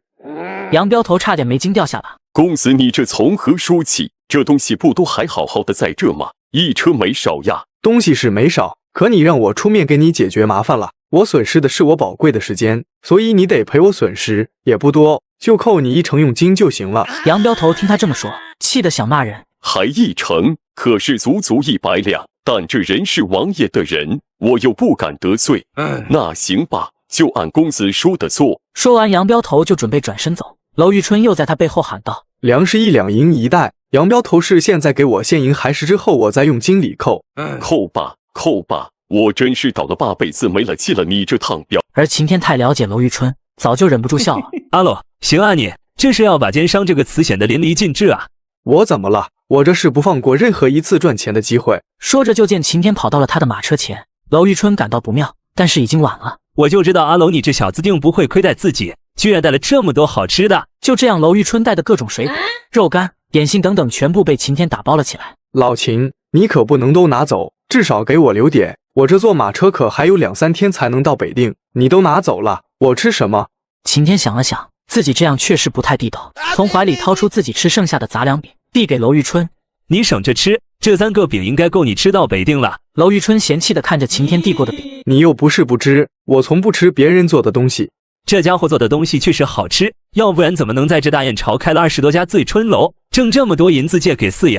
阿罗，我不骗你，这饼真的好吃，绝对是你从没吃过的味，你赶紧试试。还有，快走吧，别让王爷等急了。你先走，等我到了，我们北定再聚。”晴天说完，将包袱往身上一背，眨眼间就消失在了娄玉春的视野里。这小子还是和以前一样，也就你们4个敢这样对我了。走了那么多天也没看到粮食的晴天，终于忍不住了，坐到4人旁边问道：“师兄，你的藏宝图呢？怎么不见你拿出来？”你问这个干嘛？晴天笑嘻嘻地指了指自己的肚子：“你不是说能给我们提供大批量粮食吗？这都走了那么多天，你那藏宝的怎么还没到？”沈寒瞟了一眼晴天，自己正愁这事呢，一路上到处是人，他们都没找到合适的机会。这不是还有几天吗？定不会让你们饿肚子。晴天耸耸肩，他感觉这几人有些心虚。难道他们没有粮食？听出晴天怀疑的语气，眼看马上快到北定了，沈寒便决定出去想想办法。老大，陪我去一趟。你们去哪？我也陪你们一道去。一旁的陆婉欣听后忍不住，走到晴天身后，狠狠地拍了一下他。他们去如厕，你跟着去干嘛？晴天后脑传来疼痛感。你怎么敢打本宫？话还没说完，陆婉欣又往他手臂上狠狠拍了一下。打你怎么了？我打的就是你，谁叫你话多，管事多。你算了，我不跟你一般见识。而沈寒这边，2人来到周围没有人的地方才停下来，换出金手指，在对话框中沈寒输入了自己的问题，结果电脑回了他一个意想不到的答案：北华山上背面的土匪窝，只有那里能藏大量粮食。沈寒和田亚兰看着电脑上的答案相视一眼，这是什么意思？要我们去闯土匪窝？难道除了那就没有其他地方了吗？然而无论他们怎么在问电脑，他就装死机不再回答。老大，你觉得我们该怎么做？田亚兰思考了片刻，看样子我们只能去土匪窝瞧瞧了。晴天见2人耷拉着脑袋回来，难道真被我猜中了？他们根本没有粮食了，那怎么办？沈寒看着盯着他的晴天，脑袋开始飞速运转。粮食找是找到了，可是……沈寒这话一出，所有人都紧张地看着他。可是什么？粮食没有了？沈寒摇了摇头，有些为难的道：“我找到了一封信，信上说原本打算将粮食藏在这山上，可当他们还没找到合适地，就遇到了一帮土匪，直接抢走了他们的粮食，然后他们就偷偷跟着土匪发现了土匪窝，那些土匪把粮食都搬到那去了。”在场的所有人听沈寒这么说都吃惊的不行。我们家人留下的信是这么说的，因为他们人少，不敢同那些土匪抗衡，好在土匪没有取他们的性命，不然他们也没这机会留下信告诉我们。这山我们之前来过，怎么没有发现沈寒说的什么土匪窝？那我们接下来怎么办？陆婉欣听到说有土匪，心就紧张的砰砰跳。没办法，我们只能去闯一闯了。就这样，几人讨论了一番，最后决定先由晴天去探探情况。翌日，晴天来到山上，刚到洞口，就看到一个高些的胖子对一个身材矮小的男人说道：“小六，你先在这守着，我偷偷进去看看好戏，一会出来讲给你听哈。”小六一脸无奈，这小子每次都这样，偷耍滑的，要是待会被孙老大发现了，看他有没好果子吃。但他也管不着他，便冲他摆摆手：“去吧，去吧，我一个人守着不碍事。”现在剩下叫小六的一个人，晴天觉得这机会难得，于是用陆老二的工具悄悄将人弄晕。为了不打草惊蛇，晴天将人扛了起来，返回人群。莫掌柜看到晴天背了一个人走了过来，就好奇地问道：“秦兄弟，这背的是谁？”晴天累得不行，直接将人丢到了地上。这是一个小土匪。众人听了吓得连连后退。田亚兰将人绑好后，晴天才上前朝小六的腿一脚踢了上去，疼痛让小六猛地睁开了眼睛，看着眼前的一切。你们是谁？为什么我会在这？你这小子，把你背回来累死本公子了。好好的良民不大，要跑去当土匪。哎呦，疼疼！晴天喘了口气，这才朝着小六问道：“你小子老实交代，要是说实话，到时候你们的土匪窝被剿了，等公子还能替你争取宽大处理。”小六用眼角余光瞟了眼晴天，仍然装作很疼的样子，没有答话。晴天也不管，自顾自地问了起来：“你们那山洞里一共有多少人？”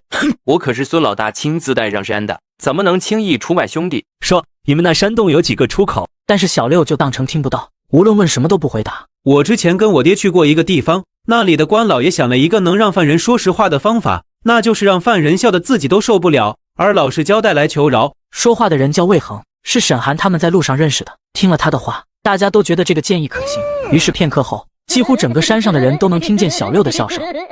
最后小六还是忍不住交代了他们的情况。那里面一共有225人，山洞虽大，但只有那一个出口。根据小六的交代，近日白天这些土匪没有目标，应该就都在山洞里休息。于是田亚兰几人商量着，他们现在去刚好来个瓮中捉鳖。等走到后山，快到达土匪窝的洞口时，田亚兰拉着三人放慢了脚步。一会儿你们先找个地方避避，别往前冲，注意一下自个儿的身体。我想办法先混进山洞，看看情况。三人吃惊地看着田亚兰，沈寒走上前拉住田亚兰的衣袖，摸了摸自己的肚子。老大，你又忘了你和我们一样了。田亚兰拉下沈寒的手，语重心长地说道：“我自有分寸，不必为我担心。老二，把你那电棒给我。”田亚兰见三人还是不肯让他去，叹了口气：“我不去。小四那答应他们的粮食怎么拿出来？这么多人可都等着吃饭，不然大家都得饿死。那我们的任务还怎么做？”三人沉默了，知道田亚兰做了决定，那就是非去不可了。老大，你去吧，我想我们也拦不住你，但是你要答应我们，什么也没有生命重要，暴露就暴露吧，大不了以后我们不回去了。我只希望我们4个都好好的。田亚兰点了点头，拍了拍沈寒的肩，又听沈寒继续说道：“待会他们会放浓烟，你进去也不安全。我给你买了个防毒面罩，你戴上，千万记得小心些，什么都没有你活着重要。”田亚兰听了沈寒的话，笑了笑，这家伙挺啰嗦，不过想得还挺周到。晴天带领大家在山洞口点起了火堆，沈寒则趁着他们在生火的时候，将在系统买的烟雾丢进了进去。半个时辰后，山洞里的人很大部分都已经晕死过去，少部分自己做了防护，跌跌撞撞地跑出了山洞。只是他们刚出洞口，还没反应过来，就被提前安排好的难民用刀架在了他们的脖子上。这是怎么回事？发生了什么？田亚兰走到山洞最里面，终于找到了一个合适的地方。这下应该够小四放粮食了。晴天他们把土匪绑好，交给魏恒他们后，就想进山洞去看看情况。你们是嫌自己身体太好吗？这里被你们放了那么大的烟，这浓烟里面含有一定的毒气，要是你们现在进去，就是想和他们一样躺着出来。林静书这么一说，大家都退却了。而这时田亚兰则悄悄从山洞出来后，找了个隐蔽的地方，将面罩取了下来，大口呼吸着新鲜空气。沈寒他们则找机会避开了人群，来找田亚兰。老大，老大，你在哪？老大，能听见我们的声音吗？田亚兰听到后，从一棵树后走了出来。我在这儿，你们别叫了，就不怕把大家引过来？他们现在可没工夫管我们，抓住那么多土匪，他们可激动得很呢。老大，你进去没发生什么意外吧？现在身体可有没有不舒服的地方？见他们都这么关心自己，田亚兰勾唇摇了摇头。没有，我很好，一切正常。先说正事。田亚兰也把进山洞后看到的情况告诉了他们，也把山洞里的具体布局说给了沈寒听。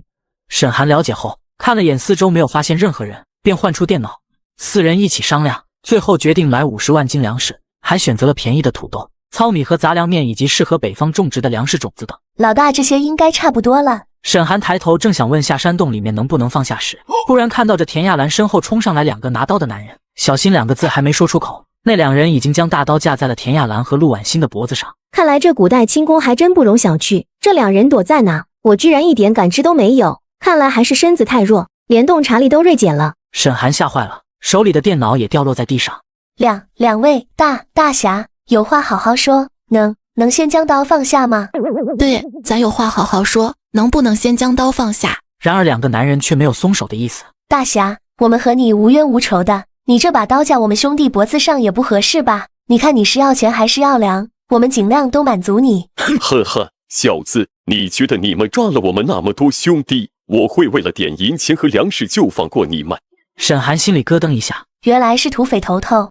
那你们想怎么样？拿你们的命换我兄弟们的自由。沈寒和林静书对视一眼，这土匪还真看得起我们，那些难民哪能为了我们而放弃这到手的荣誉？剿灭土匪窝被官府知道了，能领不少奖赏吧？没错。随即沈寒做出一脸无奈的表情。大侠这是太看得起我们了，谁会管我们死活？少废话，不然我们立马干了他们。男人说着，将刀往田亚兰脖子上挪了挪。就这时，一个身影从天而降，一把打掉男人的刀，救出田亚兰和陆婉欣。听到打斗声的晴天也赶过来，加入了他们的队伍。片刻后，老秦，找2根绳子来将这2人绑上。待人绑好后，交给莫掌柜他们看管。晴天这才好奇地问道：“四爷，你怎么会在这？”李北看了眼沈寒，确定他没事后，才又看向晴天。我去北川办完事，路过北华山，就想看能不能遇到你们，结果路上遇到小宝，才知道你们来这了。沈寒这才想起他还有没完成的事，看向地上的电脑。李北顺着他的视线看去，也发现了草地上的不明物体。沈寒见状，看着田亚兰、陆婉欣他们3人问道：“咱们还继续吗？”说完这句，又看向电脑，再看向晴天和李北。电脑已经被他们看见了，相处这么久，他们应该也不是那种想要咱们命的人，知道就知道吧，之后再想个办法解释。沈寒见老大都发话了，也不犹豫了，接着就是一番操作。晴天吃惊地看着沈寒，这是什么宝贝？可4人并没有回答。李北则一直拧着眉站在沈寒身后，看着他，心里又涌出无数种可能性。等沈寒弄完，将电脑收了起来，看着那东西就这么凭空消失了。李北和晴天相视一眼，都难掩震惊的表情。刚刚我们什么也没看见。晴天差点没反应过来，但看了眼旁边的4人后，这才严肃地点了点头。我们什么都没看到。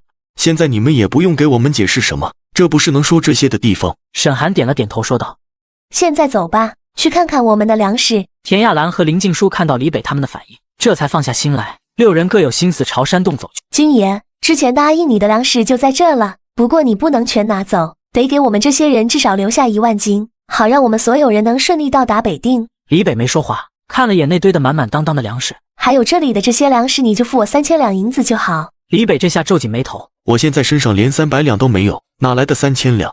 不过他可没打算承认自己没钱，于是说道：“这是土匪窝发现的粮食，我为何要给你银钱？”沈寒听到他的话，有震惊又生气。这些粮食明明就是我们的，即使在这土匪窝，那也是我们的。李北勾唇偷笑，这女人居然生气了，样子还挺可爱。不过他嘴上还是故意说道：“你可知这从土匪窝缴获的东西，你们是不能随意处置的，这都是要交给官府来处置的。”沈寒一下愣住了，看向田亚兰他们，他们也随即摇了摇头，表示他们也不知道。可这明明就是我们的，而且也是我们从土匪手中夺回来的。李北摇了摇头，这可由不得你说了算。既然这里是定北王的地盘，那就得由定北王来定夺。你们拿出证据，证明这粮食是你们的，可以等粮食运回北定之后，你再带上你的证据来府衙领粮食。沈寒他们听他说的有理有据，也没法反驳。你这是趁火打劫。李北脸上的笑意更甚，居然忍不住伸出手摸着沈寒的头。不过既然这是你们出力缴的费，定北王也不会亏待你们，我会和王爷说清楚，你说的那1万斤粮食，你们自己可以留下。另外刚才发现的那箱珠宝也赏你们了，那可不止3000两。沈寒听见后，两眼瞬间放大，脸上压不住的喜悦。君爷说的可是真的？见李北点了点头，沈寒也顾不得自己刚刚还在生气，迅速跑到那箱珠宝前，爱不释手的摸了又摸。反正在他们面前都暴露了，那就暴露得更彻底一些，以后做起事来也方便。于是他把电脑弄出来，躲到角落，将那箱珠宝给卖了。看着数字的增加，沈寒他们乐得嘴都合不拢。晴天和李北又看着那突然消失的一箱珠宝，彻底傻眼了。他们是会魔法吗？这也太不可思议了！这种黑乎乎丢在地上连乞丐都不捡的饼，而他一个拥有几十家酒店的老板，却当宝贝一样的紧紧护在胸前。北定王府内，于文琪见娄玉春拿着个杂粮饼在那出神。大娄兄，你这手艺什么时候变这么差了？这饼也做得太丑了吧！娄玉春见饼被抢了，立马生气地夺了回来。这可不是我做的，你没吃过这味你不懂。长相虽丑，可那味道绝佳。你快给我说说，老秦究竟什么时候能回北定？老秦同那些人一道来北定，估计也要不了多久了吧？那是多久？娄玉春急切的样子盯着于文琪，这让于文琪很疑惑。这人不是老不待见秦瑞抢他吃食吗？为何这次这么盼着他回来？这我哪说得准，反正快了吧。这时一个身材挺拔健硕、长着棱角分明的男人走了过来。老于，我听消息说王爷回来了，可这我一回来怎么又不见人了？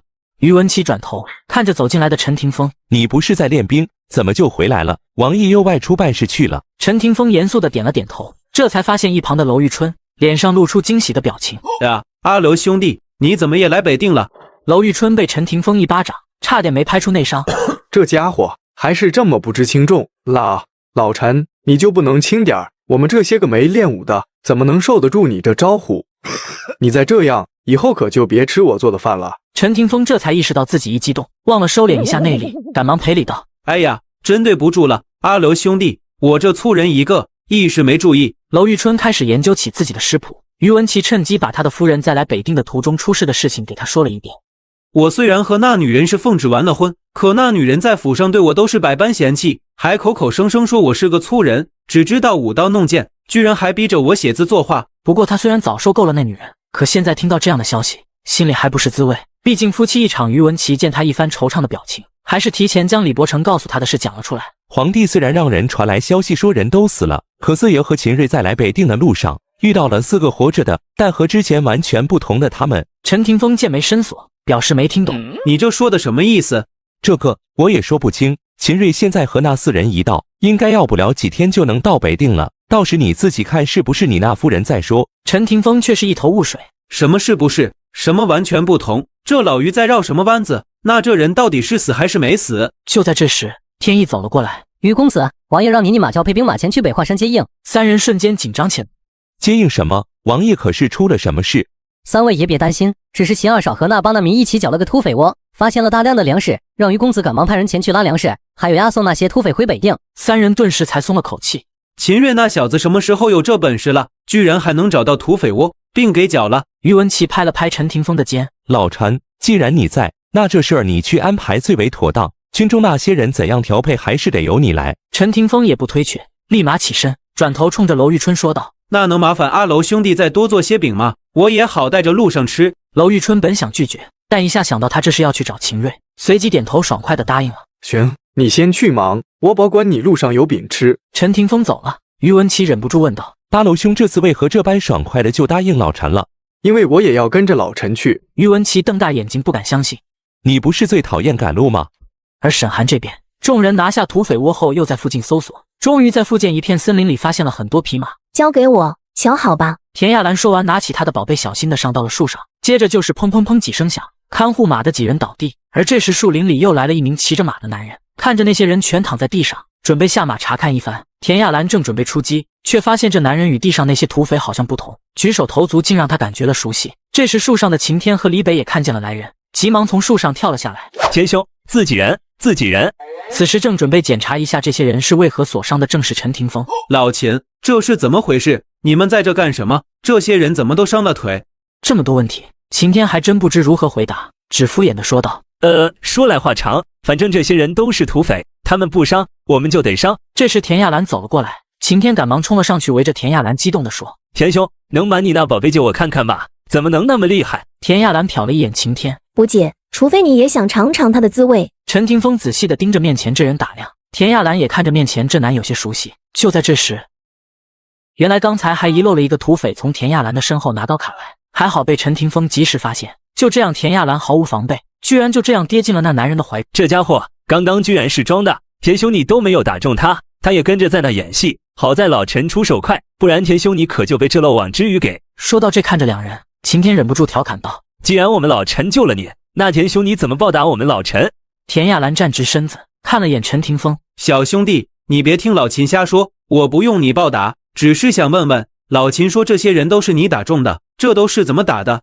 田亚兰勾唇：“用这个。”田亚兰说完就走向他相中的一匹枣红色的马。四爷，这小兄弟挺有意思，你和老秦怎么认识的？还有他那宝贝哪来的？李北忍不住想逗逗陈霆锋：“老陈，这事儿我还想问你呢，你自个儿的人你都不认识。”四爷什么意思？什么我的人？李北指着不远处的田亚兰：“你确定不认识这人？他说他叫田亚兰。”陈霆锋这才想起来之前于文琪给他讲的话，他那新夫人可能死了，又可能没死。四爷他们遇到了4个活着的不同的他们。四爷，这是怎么回事？这怎么看着也不像他。我也不知，所以现在我们还没有拆穿他们的女子身份，你也别露馅，等到了北定，同老于一起再问个究竟。这怎么会是同一人？那女人看到马都躲远远的，还有他现在这一身正气，那气势可不输男子，而且还会用什么不明物体制服土匪，这怎么可能是田家那大小姐？是我那新夫人呢？陈霆锋身形本就挺拔，再笔直的站在那盯着田亚兰，活像一座雕像般。田亚兰忍不住径直走了过来：“这位应该也是军爷吧？军爷这般看着我，难道我们以前认识？”“你是我夫人，你说我是该回答我们认识还是不认识呢？”陈霆锋想起李北的话，还是说道：“不认识。就觉得你像我认识的一个人，所以刚刚才有些失礼了，对不住了。没事，这世上长相相似的人太多了。陈霆锋看到他目不转睛地看着眼前的马，不由得问道：“你可是喜欢他？”田亚兰没有直接回答，摸了摸马儿的头，用力地点了下头。即是喜欢，我让四爷去同王爷说一声，这匹马就赏给小兄弟了。毕竟你可是立了大功的，王爷不会不同意。说完又看向一旁的李北，四爷你说是吧？王爷定会同意的。李北心里冷哼，这铁憨憨什么时候学会给我下套了？不就一匹马吗？你立了那么大功劳，要10匹，王爷都会给的。李北无奈地看向陈霆锋，这下你小子满意了？没错，我们王爷最大度了，所以我们这些兄弟才会誓死跟随。田亚兰看着这两人在那一唱一和的，等他们说完，便指着那马儿说道：“这可是你们说的，现在这匹马可就归我了。王爷要是不同意，你们自个儿想办法。”田亚兰说完就走向沈寒他们，陈霆锋也管不住腿的跟了上去。四爷，现在是个什么情况？老陈怎么就跟着田家的走了？他不是来找我们的吗？他俩这是相认了？认什么？你看他们像相认了吗？晴天更是不解，可这什么？赶紧跟上！陆婉欣和沈寒他们还没见过陈霆锋，好奇地盯着这突然出现的人。那人是谁？怎么之前没见过？晴天见陆婉欣好奇地看向陈霆锋了，便朝着陆婉欣他们说道：“他叫陈南，就是定北王身边的医护卫，和我们一起都是为定北王效命的。”老秦怎么突然给我改了名，还不通知我？他同时转头打量起这面前的三人。之前4人天天在楼玉春的醉春春楼聚，各自府上从没去过，所以他能猜到这3人应该就是从京城过来的另外3人。在下陈南，不知3位小兄弟怎么称呼？我叫沈寒，你叫我小四也行。这是我2哥陆万，这是我3哥林静，我大哥田亚楠，你应该认识了吧？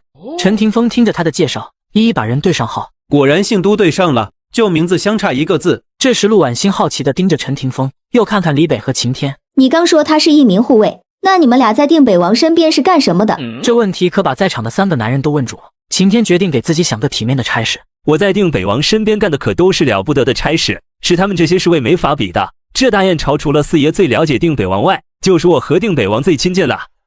李北听得眼皮直抽抽，陈南也无奈地看了眼李北，两人无奈地摇了摇头往山洞走去。你们俩怎么走了？他俩那肯定是嫉妒我和王爷关系好。陆婉欣见晴天那样，就觉得这人肯定是在说大话，怎么也看不惯他那得意样。你和王爷关系好，现在怎么一个人跑着来了？关系好，王爷会让你来办这事，不跟在王爷身边吃香喝辣。晴天瞬间马着脸盯着陆婉欣。现在北定缺粮，王爷派我们来寻粮，可不就是把最重要的任务交给我了吗？你不懂，少在那瞎说。你就吹吧。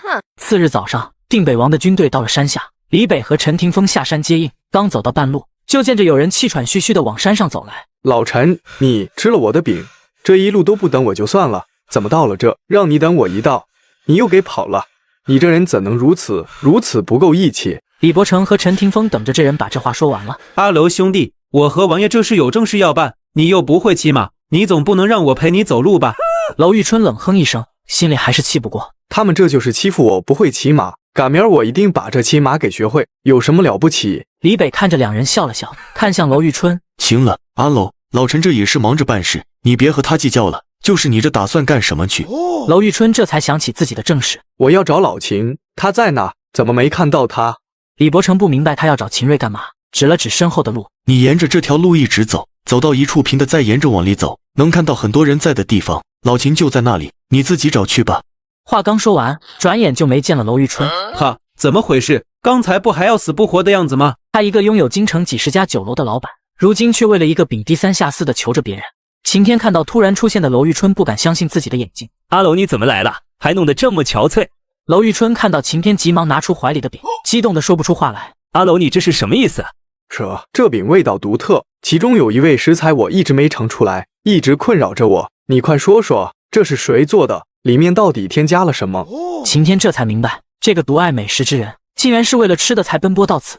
是这位沈兄做的。娄玉春顺着晴天的手指看了过去，是一个身材矮小，正用2个大眼睛好奇盯着他的小子。这吃食居然是这小子做的，这看着也不像啊。沈寒见娄玉春露出一脸嫌弃的表情，眉毛也皱了皱。这人什么意思？居然这么嫌弃的眼神，那我还懒得搭理呢。随即转身便打算离开。娄玉春这才从自己的思绪中回神。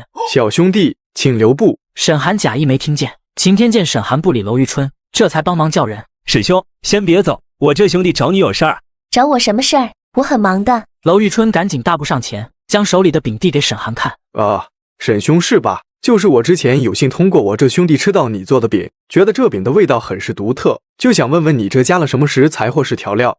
原来这人是想知道这个，这人一看就是有钱人，我和他又不熟，怎能轻易就告诉他？但他突然想起之前看小说穿越人士他们都有卖菜方子一说，这个我做出的饼自然是加了特殊的东西，可这怎么能随便告诉别人？娄玉春求助的看向晴天，我之前是有帮忙做，见着沈小四往里加了那个叫什么奶粉的东西，可说了有什么用？那东西阿楼估计把大眼朝翻遍了也找不到。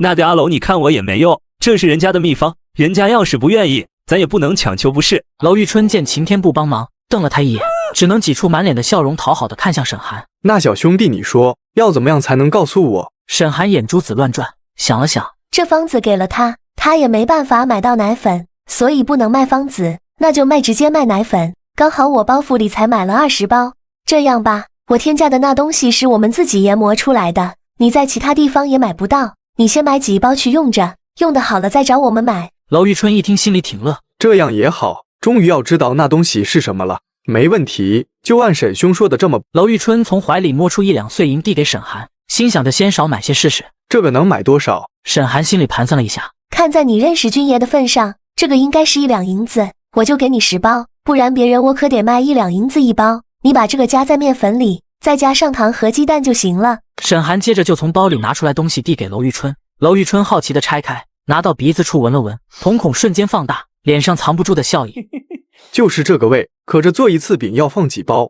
沈寒刚把银子放进怀里，听见娄玉春这么问，这还真难住他了。做饭我只是业余，具体我也讲不清啊，这个放多少全凭个人喜好，还有就是你一次做多少饼，反正你自己琢磨吧。娄玉春有些懵，沈寒看他那反应，只无奈说了句：师傅领进门，修行在个人。晴天在旁边看势不显大的摇了摇头，这阿楼居然栽在一个女人手上了，嘿嘿。另一边，李北让陈南先带领100名士兵，带上少部分粮食和土匪，直接出发去北定。陈南便走到田亚兰他们身边，盯着田亚兰看了半晌，直到他不得不走时，他才抱拳行了一礼。田小兄弟，在下要先行一步，去北定等着你们。田亚兰见陈南从盯着他开始，眉毛就皱着，一直没舒展过。这人怎么感觉怪怪的？那眼神像是想把我吞了一样。军爷，押送土匪路上可要小心些。哪知田亚兰的随口一句叮嘱，陈南居然不敢相信的掐了自己一下。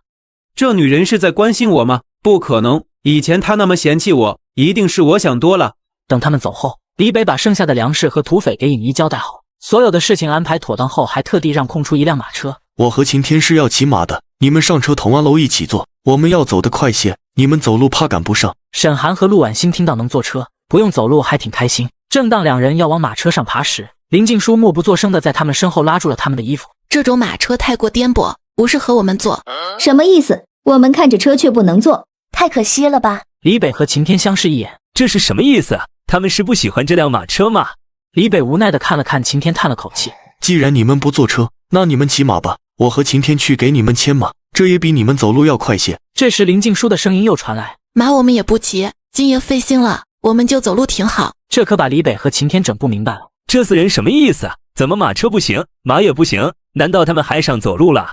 就你知道的多。沈寒和陆婉欣见晴天和李北处在那好奇的盯着他们，只好想了想才解释道：军爷，你们这是费心了，我们3都不会骑马，所以还是走路吧，走路还能锻炼身体，您放心，我们绝不耽搁你们的行程。李北这下也没办法了，只好说道：既然你们不坐车也不骑马，那军队就不等你们了，老秦你就留下同他们一道回北定，我先将粮草护送回去。说着他又看着沈寒说：明日沿着这条路走出去就是官道，到时路上人肯定不少，注意这些，我先去北定等你们。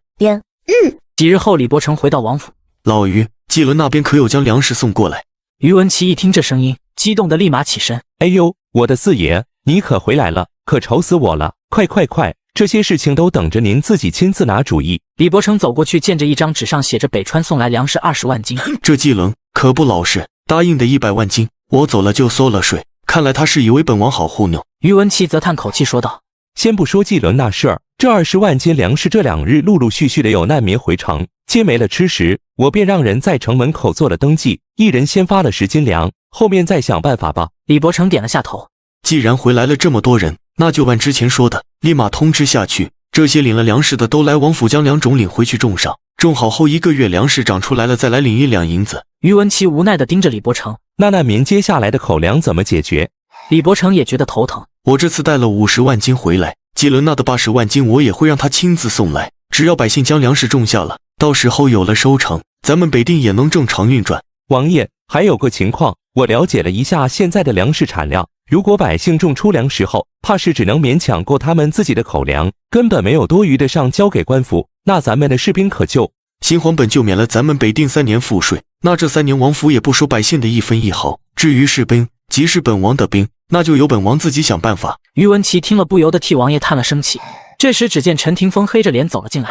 老陈，这是谁得罪你了？一回来就摆个这么臭的脸。陈廷峰还是黑着脸给李伯承行了一礼，才说道：王爷，那200多名土匪我已经关进了府衙大牢，那高坤竟说府衙现在他说了算，接下来那些土匪怎么处置就交给他，不劳王爷费心了。陈廷峰心里还憋着一肚子气，看来高坤那老小子是了解你的特点了，现在都不怕你了。陈廷峰瞪向于文琪，他一个上场杀敌都不怕的人，却就怕这些弯弯绕绕连累了王爷。李伯承知道陈廷峰定是顾及了他，才这般憋气。我知道了，这事儿我自己去处理，现在你先去官道上接应一下老秦他们。陈廷峰疑惑地看着李伯承，老秦没和您一道回来？对啊，这阿楼也去了，怎么也不见人？李伯承无奈回答，那4个奇怪的女人，不坐马车也不骑马，走路又跟不上，军队哪能等他们？老秦和阿楼就留下同他们一道。于文琪和陈廷峰相视一眼，这4个女人什么情况？连马车都不坐，情愿自己走路。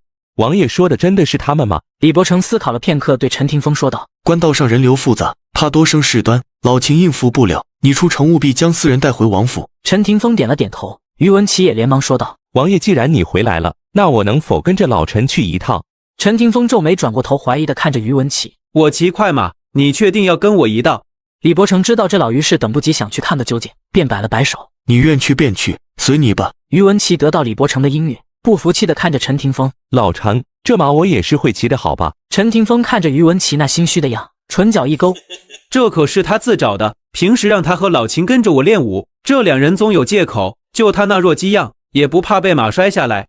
这可是你说的，我不可能等你坐马车一道，要去就同我一起骑上快马赶去。骑就骑，但你还是得等我，你那速度我可追不上。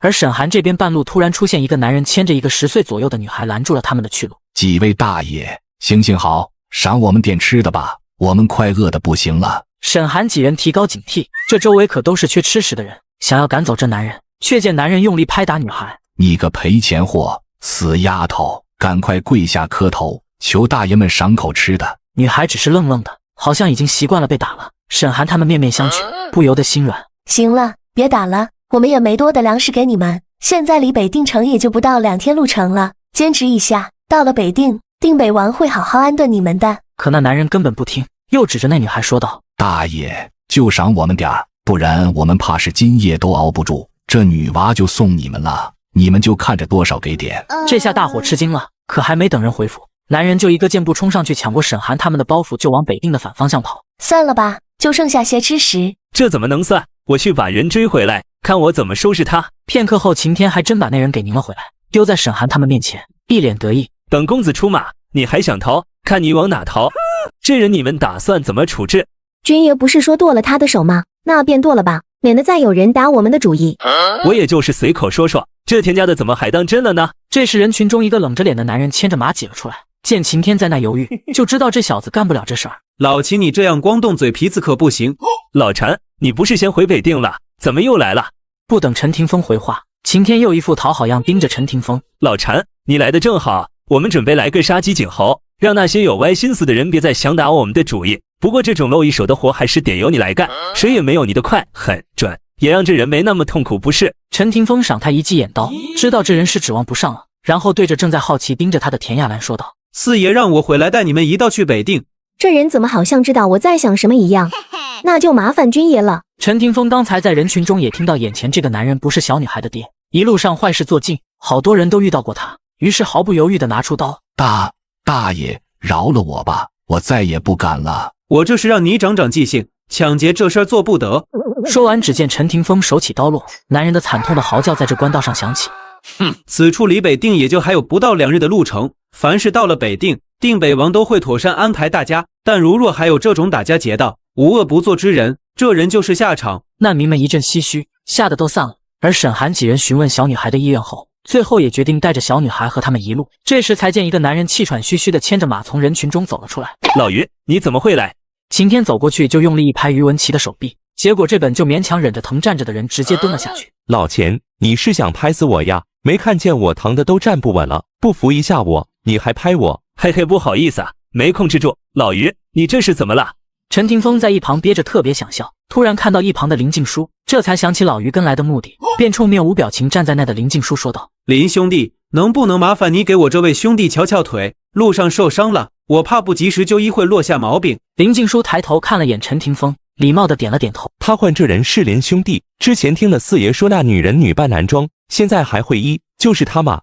于文琪认真地盯着眼前的人，虽然逃荒以及穿着让他变化很大，但仔细观察发现还真是同一个人。就这样，于文琪默不作声地看着林静书替他检查，询问他问题，他也呆呆地回答：你这是大腿肌肉拉伤，先让大腿肌肉休息制动，持续休息10天左右，这样可以使大腿肌肉纤维快速自我修复。林静书见这人没反应，这才想起自己又没转换语言，便又重新组织了一遍。我的意思是你这腿不拉伤了，不能再做剧烈运动，至少休息个10日左右。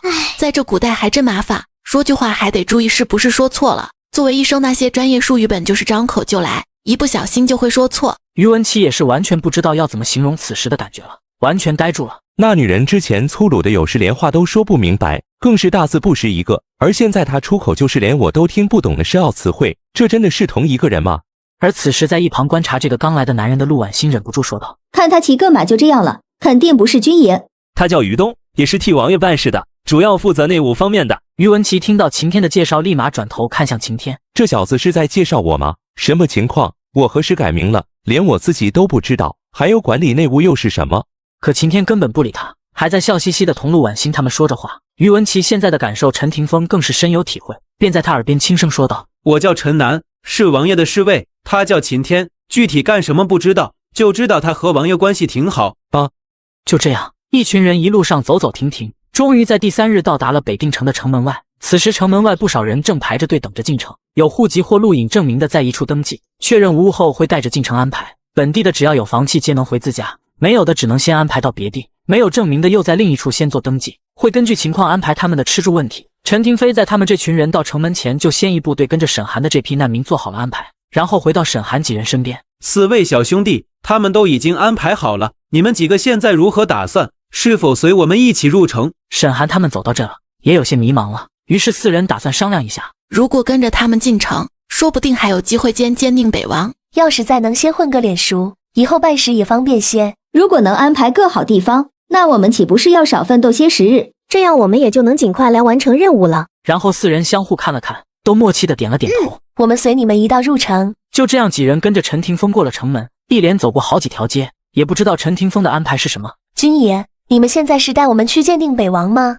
晴天听到后肯定的勾唇点头，脸上露出了一抹莫名其妙的笑容。这么想见我们王爷？那是肯定的，来了北定谁不想见鉴定北王？见了后自己以后也能混得好些不是？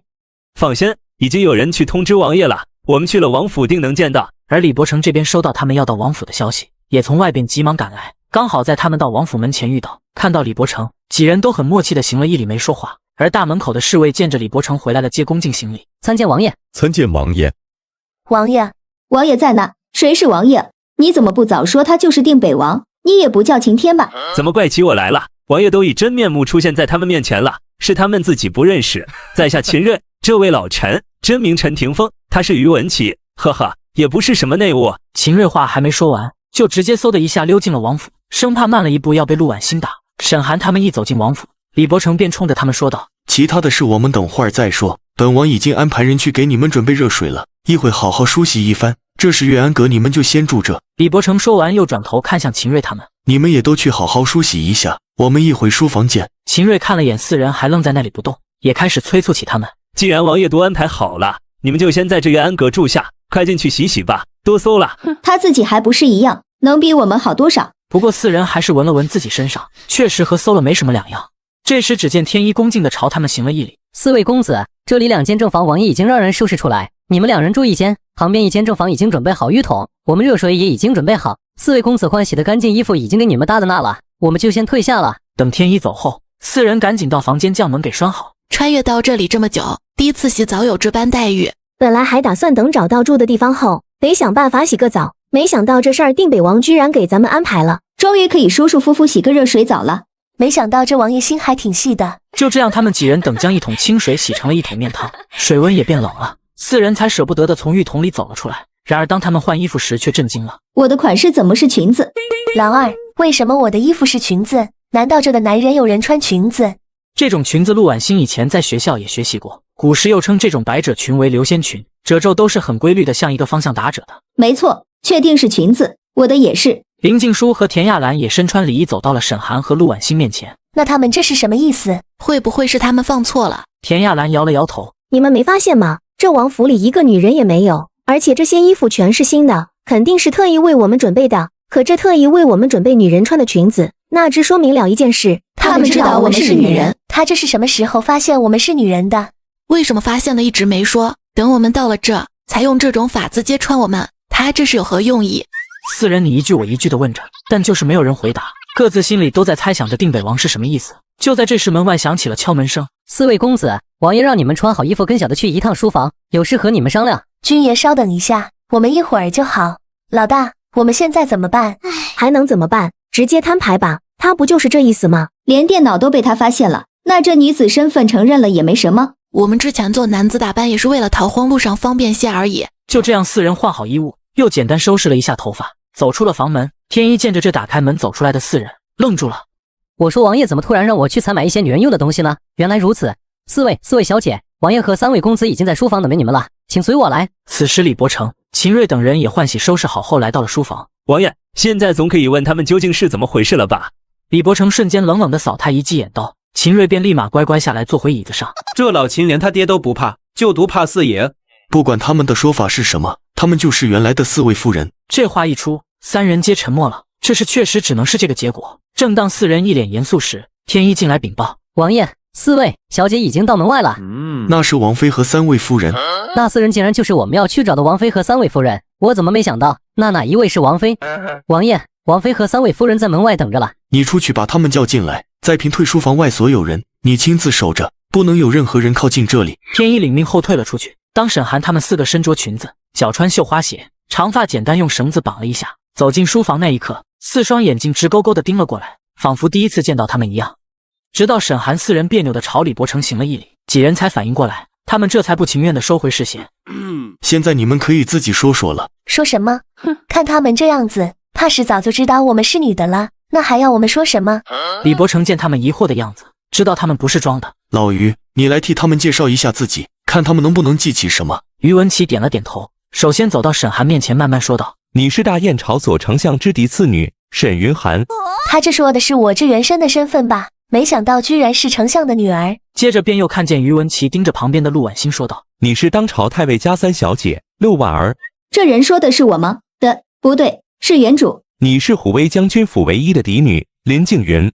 你是当朝太师家5小姐田亚欣。林静书和田亚兰相互看了一眼，却什么都没说。于文琪说完，沈寒他们并没作何回应，因为他们一点原主记忆也没有，也只是通过刚刚于文琪介绍才知道自己是谁。这定北王几个还真是能演，明明认识我们，还一路装作不知，这是在观察我们啥呢？李伯承见他们只是震惊，没其他反应。看来他们是真不知道自己的身份。老于，你再给他们介绍一下我们是谁。老于，给他们几个介绍下我们是谁。真能装，这还用得着介绍吗？你不就是定北王吗？真有意思，我也想看看这4个女人知道我们的身份后会作何反应。于文琪先走到了秦瑞的身边，拍了拍他的背。这是国公府的2公子秦瑞，先皇在位时赐婚太尉家3小姐陆婉儿。陆婉欣本一脸无所谓，事不关己的表情，当听到于文琪在说什么后，差点没站稳。我和他，不对，陆婉儿和他，皇帝赐过婚，这怎么可能？老二，别激动。秦瑞则是一副得意的样子，看向陆婉欣。怎么不可能？你就是我明媒正娶的媳妇，先皇赐婚还能有假？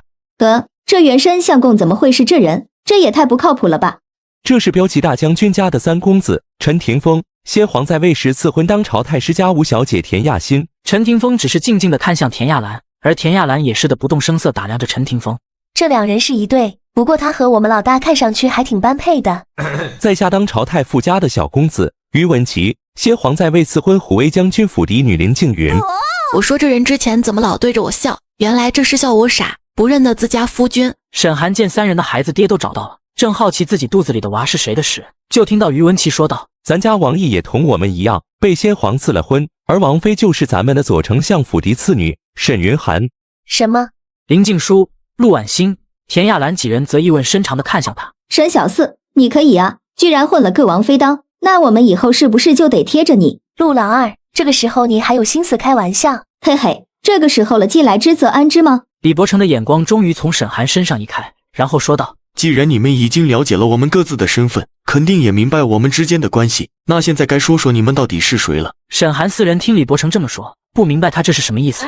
我们是谁，不是你们更清楚吗？我们吃了高人给的药后，连自己都不认识，你们不说我们都不知道自己是谁。李伯承见他们还不打算说实话，勾起唇角：“高人的药能让你们性情大变，与之前判若两人；高人的药能让你们突然会一些以前都不会的记忆；高人的药能让你们能随意变出宝物。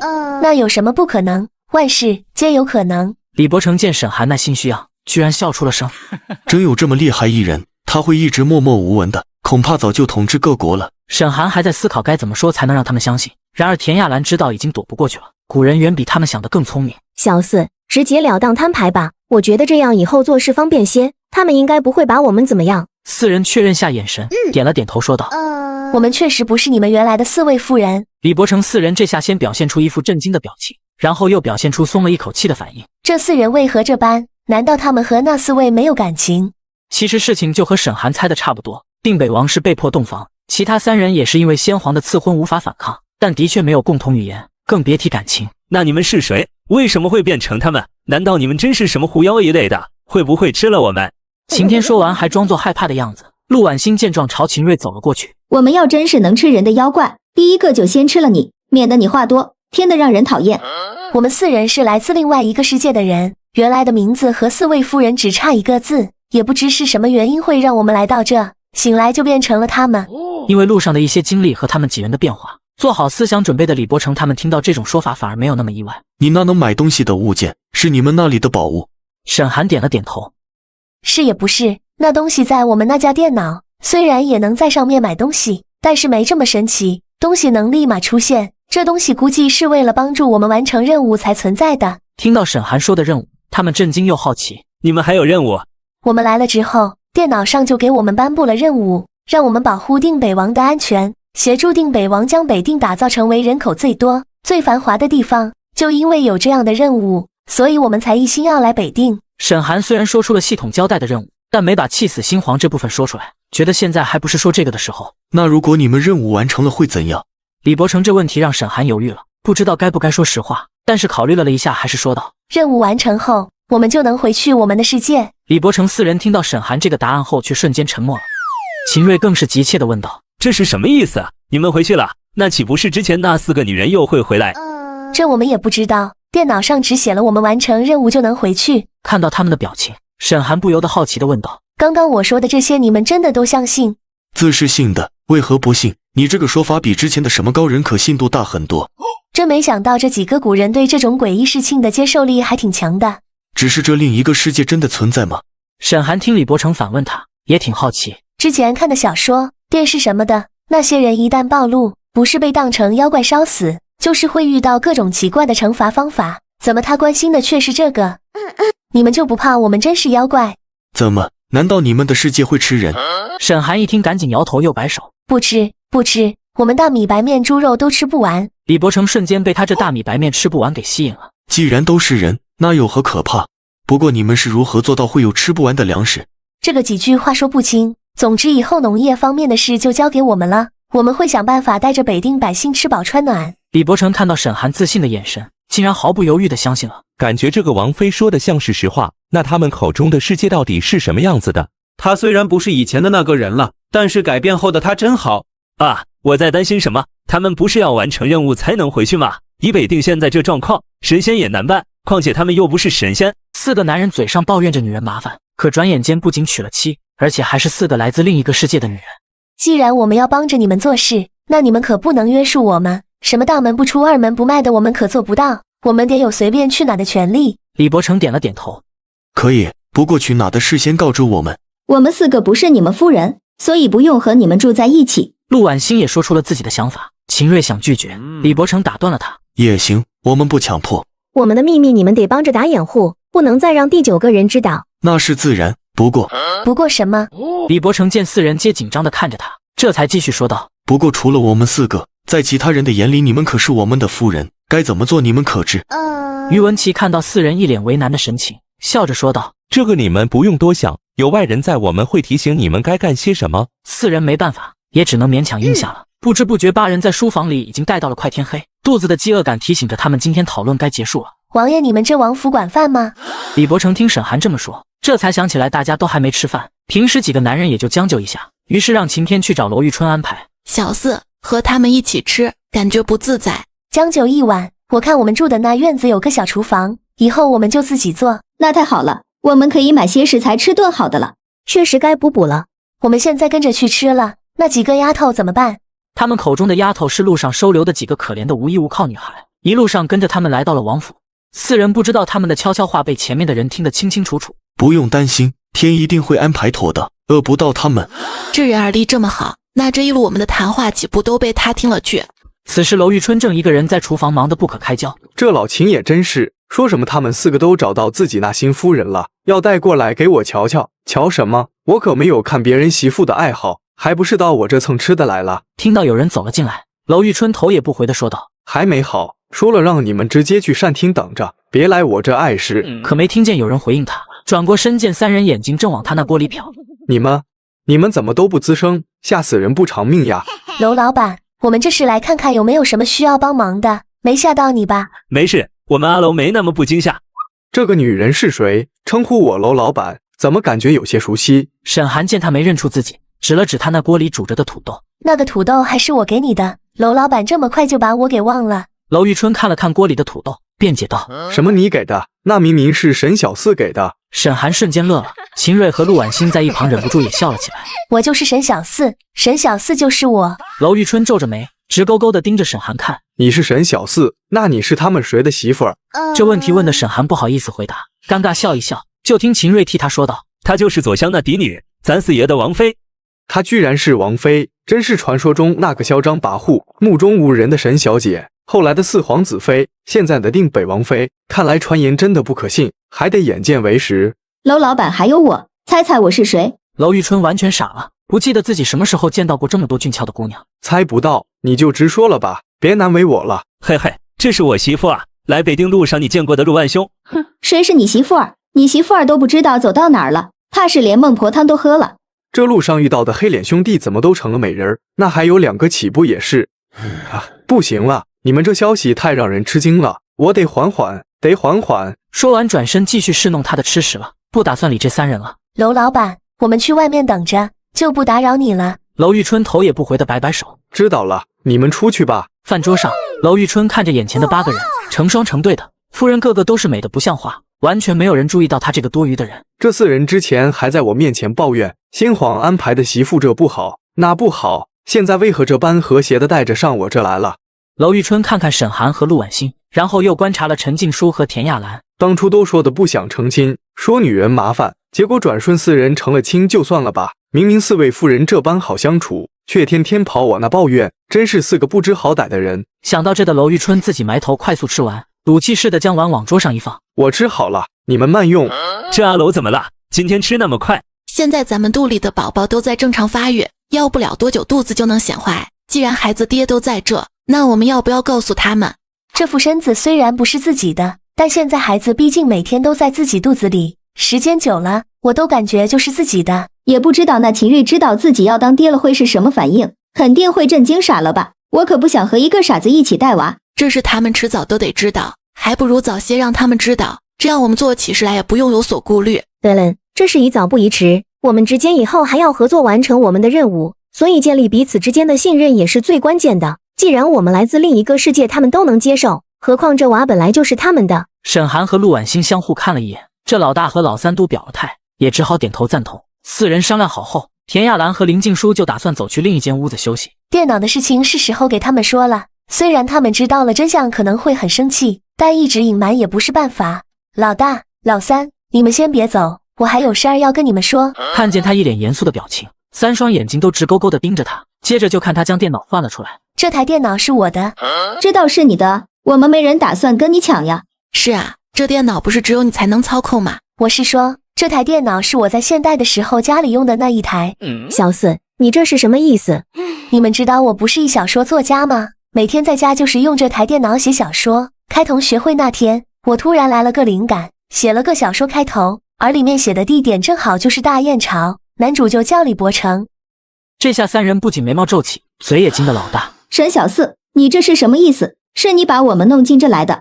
我也不知道为什么会穿进这里来，还把你们一起给带进来了。几人震惊后只能沉默了，因为没有人能改变什么。田亚兰见沈寒那自责样，突然就想起一件事。你们还记得咱们在排1、2、3、4来称呼彼此时说过什么话吗？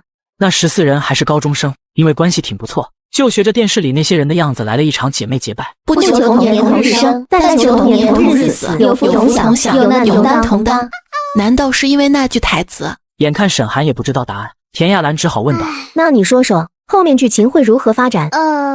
这个连我自己都没想好，就写到李伯承刚被封成了定北王，但粮食只够2万士兵吃2月，想着从现代给他安排个厉害些的女主过去，帮助他治理重整这北定。沈寒心虚地看了陆婉欣他们一眼，又继续说道：哪知道还没来得及回去创造女主，就被弄进来了。我想是不是因为我把定北王写这么惨，就给我个惩罚，让我自己来救，可又觉得我不够厉害，所以这电脑把你们也一起拉了进来。陆婉欣一听到这再也不淡定了，莫名其妙来到这里，肚子里还稀里糊涂来了个娃，最重要的是还不知道自己能不能再回去。沈小四，你把自己弄进小说就算了，怎么还拉着我们？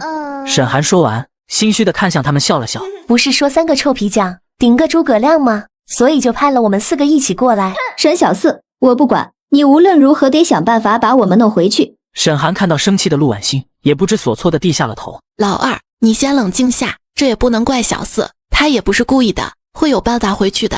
好了，小四，你也别多想，事情既然已经发生了，既来之则安之吧，早点休息。翌日，陈霆锋和秦瑞天一亮也一前一后来到岳安阁。老陈，你来了不进去，在这守门的？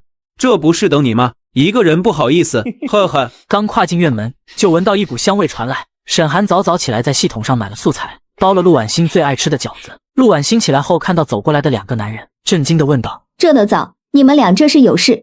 嘿嘿，这不听说你们今日要出门，王爷让我们陪你们一道，就想着早些过来带你们去阿楼那吃点东西。可你们这小厨房里在做什么？闻着味儿怪香的。陆婉欣用鼻子闻了闻，应该是辣椒油的味道。老二，你起来了，看小四一早就起来给我们包饺子吃，这不还做了你爱吃的辣椒油沾点。沈寒站在那里像个做错事的孩子，心虚地看向陆婉欣。算你还有良心，知道我好这一口。陆老二，你不生我气了吧？昨天晚上我都没睡好，我知道你最好了，爱你哟。你们2个啊，还像个小孩一样。不过咱们现在这情况还是少吃辣，偶尔吃1次可以，但不能经常吃。知道了，林大夫，遵命。沈寒把他新买的食盒递给秦瑞，这个你先给王爷和于文琪送去，也让他们尝尝。没想到你们做的竟是老碗，虽然看着没有阿楼做的精致，但一看就很有食欲。我们可有太久没吃过这东西了。老碗，你是说这个吗？秦瑞点了点头。原来饺子在这里叫做老碗。李伯承和于文琪此刻正在书房商量着难民的事情。四爷、老爷，这是你们媳妇让给你们送来的吃食，快趁热吃。说完，不等2人反应，就嗖的一下跑回岳安阁。于文琪打开一看，惊喜地说道：四爷，里面竟是老碗，居然还配了蘸料。看来那女人这是又用她那宝物买东西了，没想到还有我们的份。2人一人尝了一个，惊讶地说道：四爷，这味道真的是太奇妙了，太好吃了，味道还真不错，不输阿楼。看来这就是他们那世界的人才能做出的美食。而此刻还在自己院子里的娄玉春，今早还特意多做了些吃食，可等了半天也没等来一个人。这是什么情况？以前只要有我在，那4人可是都不会错过任何一顿饭的。沈寒几人走在街上，发现很多铺子都还关着门，其中打开的1、2间，也是原来的房主刚拿回自己的店铺在进行收拾。现在这种情况，你们有什么打算？别的我也不会，不行我到时找个好点的铺子开个医馆。做生意我喜欢，秦二少，像这种好地方的铺子能不能给我弄到1间？对不，越多越好。秦瑞听见陆婉欣的话，本想显摆一下，但铺子这是平时都是于文琪在管。放心吧，这事包在我身上，回去我和老于说下。开店挣钱啥的就交给你们2个，我和老大对做生意不感兴趣。是的，我还是想找些适合自己的事情做吧。就这样，几人在街上转了一圈，了解过情况后，沈寒和田亚兰便跟着陈霆锋打算去周边村里转转。秦瑞陪着陆婉欣和林静书回府。三位在村里也转悠好一会儿了，大伙都挺好奇，你们这是打算要干嘛？大叔，是这样的，我们是王爷派来的人，我们转了一圈，发现这村里的人只是将离房屋近的土地全种上了粮食，偏远些的地方全都空着。你们既然是王爷派来的，我就实话说了，不瞒你说，我们也想多种一些，可碍于没有趁手的农具，也干不了这么多活呀。男人叹了一声气，又继续讲道：我们是第一批入城的难民，所以王爷就给我们分了这个好地方，我们也感激王爷。领了粮食后，我们也想多种上，可这大伙带来的农具不多，我们就只能想办法用手用石头忙活了这些天，也才种下这么多。沈寒回头看了看陈霆锋和田亚兰，两人正用同一种表情同时看向对方。这两人怎么那么默契？你这情况我们也大概了解了，会回去禀报王爷，看能不能再想些办法。老大，你觉得我给弄点农具出来可行吗？可以是可以，只是得以什么方式是个问题，总不能凭空出来那么多农具吧？这个也是，回去好好计划下吧。这边陆婉欣几人刚回到院里，于文琪立马走上前小心说道：你们可回来了，帮帮忙，先顺着他，不然他要让王爷还钱，没钱了王爷还怎么安顿难民？这王爷差人钱，跑来找我们干嘛？我们能帮什么？这时娄玉春也走了过来。那4个见色忘友的家伙我也不多说了，我辛辛苦苦运送50万两银子来帮他们，结果一个鸡蛋都舍不得给我，可倒好，你们一来就给对了一厨房的好东西。说完还瞪了于文琪一眼。于文琪尴尬地看向林静书，原来是沈小四拿一厨房的吃食给闹的。小样，不知娄老板现在是个什么意思？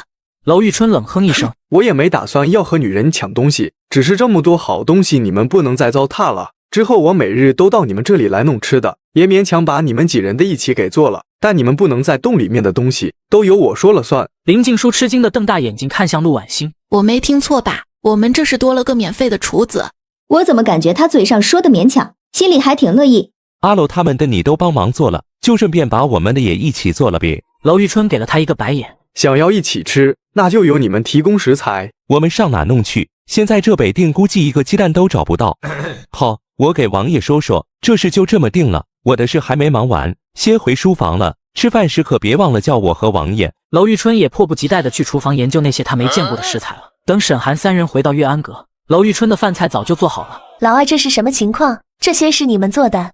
我们哪能做出这么精致的菜？是娄老板打算以后给咱们当厨子了。秦瑞看陈霆锋和田亚兰站在那，也赶紧招呼两人。老陈，你和咱3少夫人还站在那干嘛？快过来坐下吃饭了，就等你们了。娄老板，要不你来北定也开家酒楼吧，和咱王爷合伙，他出铺子，你出手艺。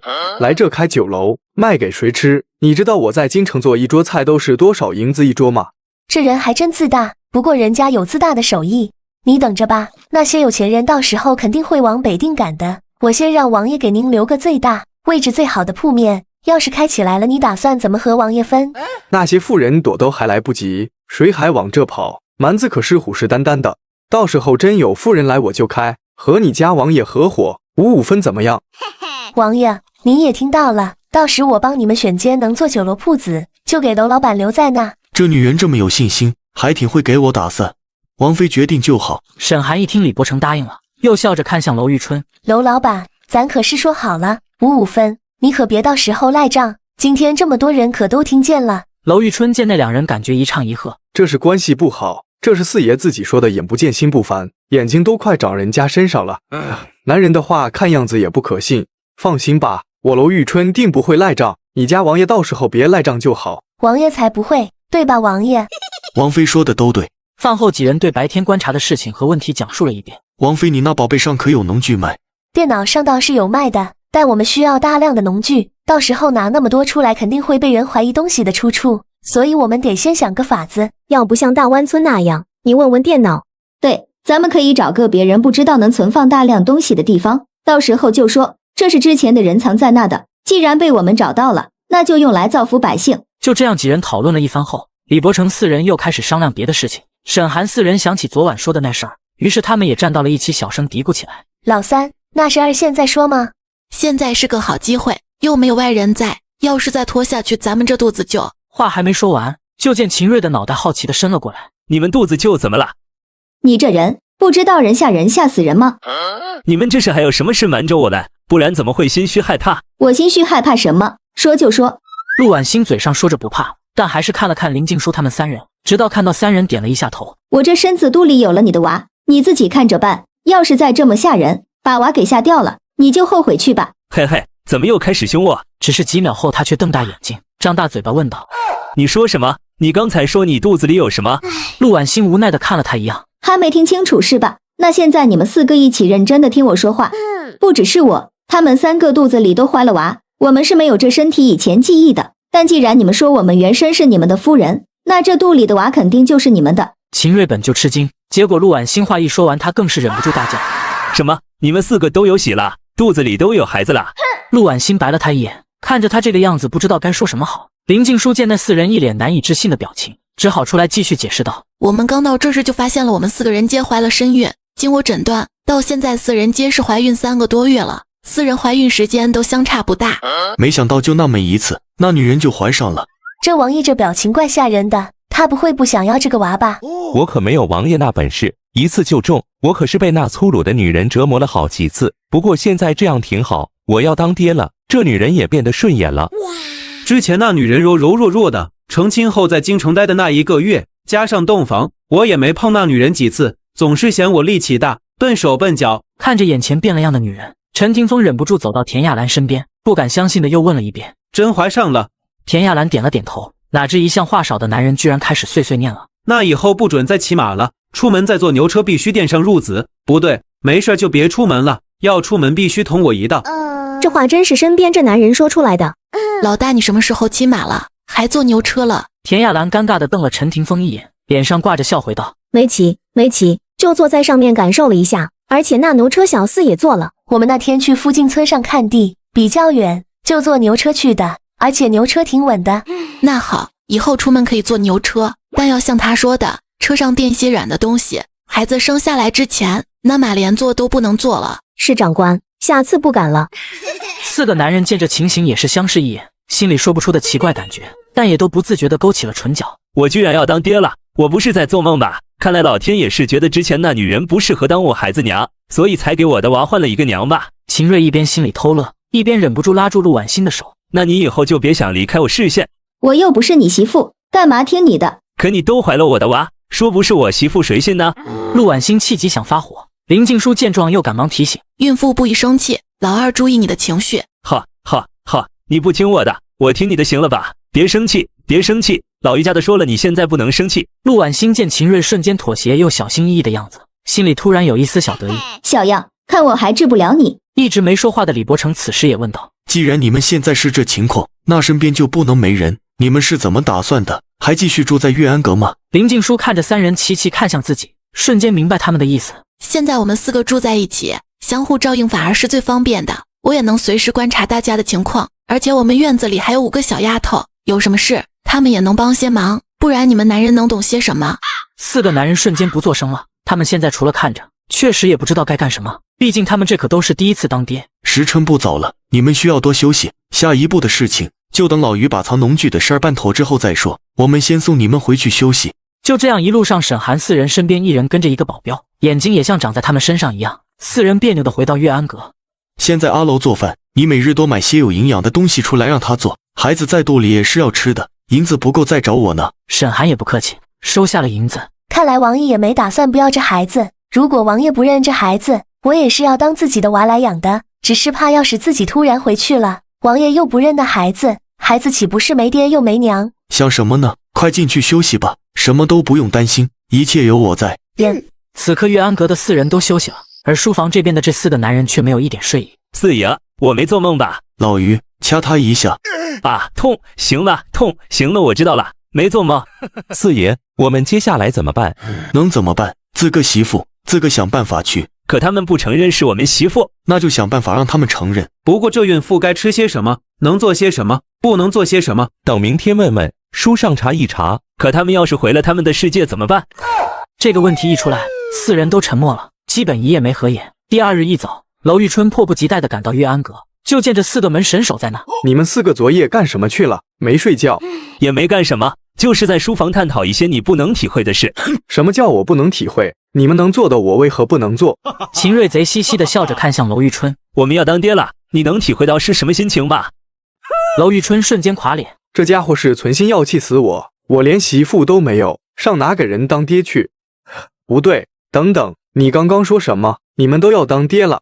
对呀，王妃和我们3位夫人都有喜了，怎么样？这个你不能体会吧？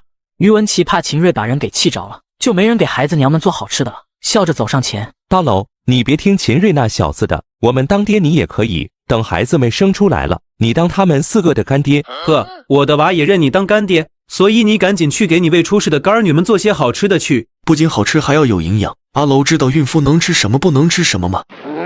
这都什么人？当初说好的不成亲，一起逍遥自在，结果现在4人连娃都有了，就剩我孤家寡人一个，那我是不是也该考虑找一个啊？我哪知道。娄玉春说完就气呼呼的一个人先朝着岳安阁的小厨房去了。来到小厨房，看着又堆得满满当当的食材，这4人真的太重色轻友，又弄那么多好的食材，这王妃买的可真不少。快说，这些东西你们究竟怎么弄到手的？之前不还说北地没有？于文琪、秦瑞和陈霆锋都默默往后退，这解释的机会直接给了李伯承。我们哪有这本事？我们却是一个鸡蛋也没有，这都是四爷想的办法。嗨，这不是因为王妃他们有喜了吗？这些可是我专门派人从其他地方连夜买回来的，总不能让这4个有喜之人同我们天天粗粮杂面。阿楼，你说是吧？是，你们说的都对。现在你们夫人最了不起，一下都有了，我就是个伺候人的命，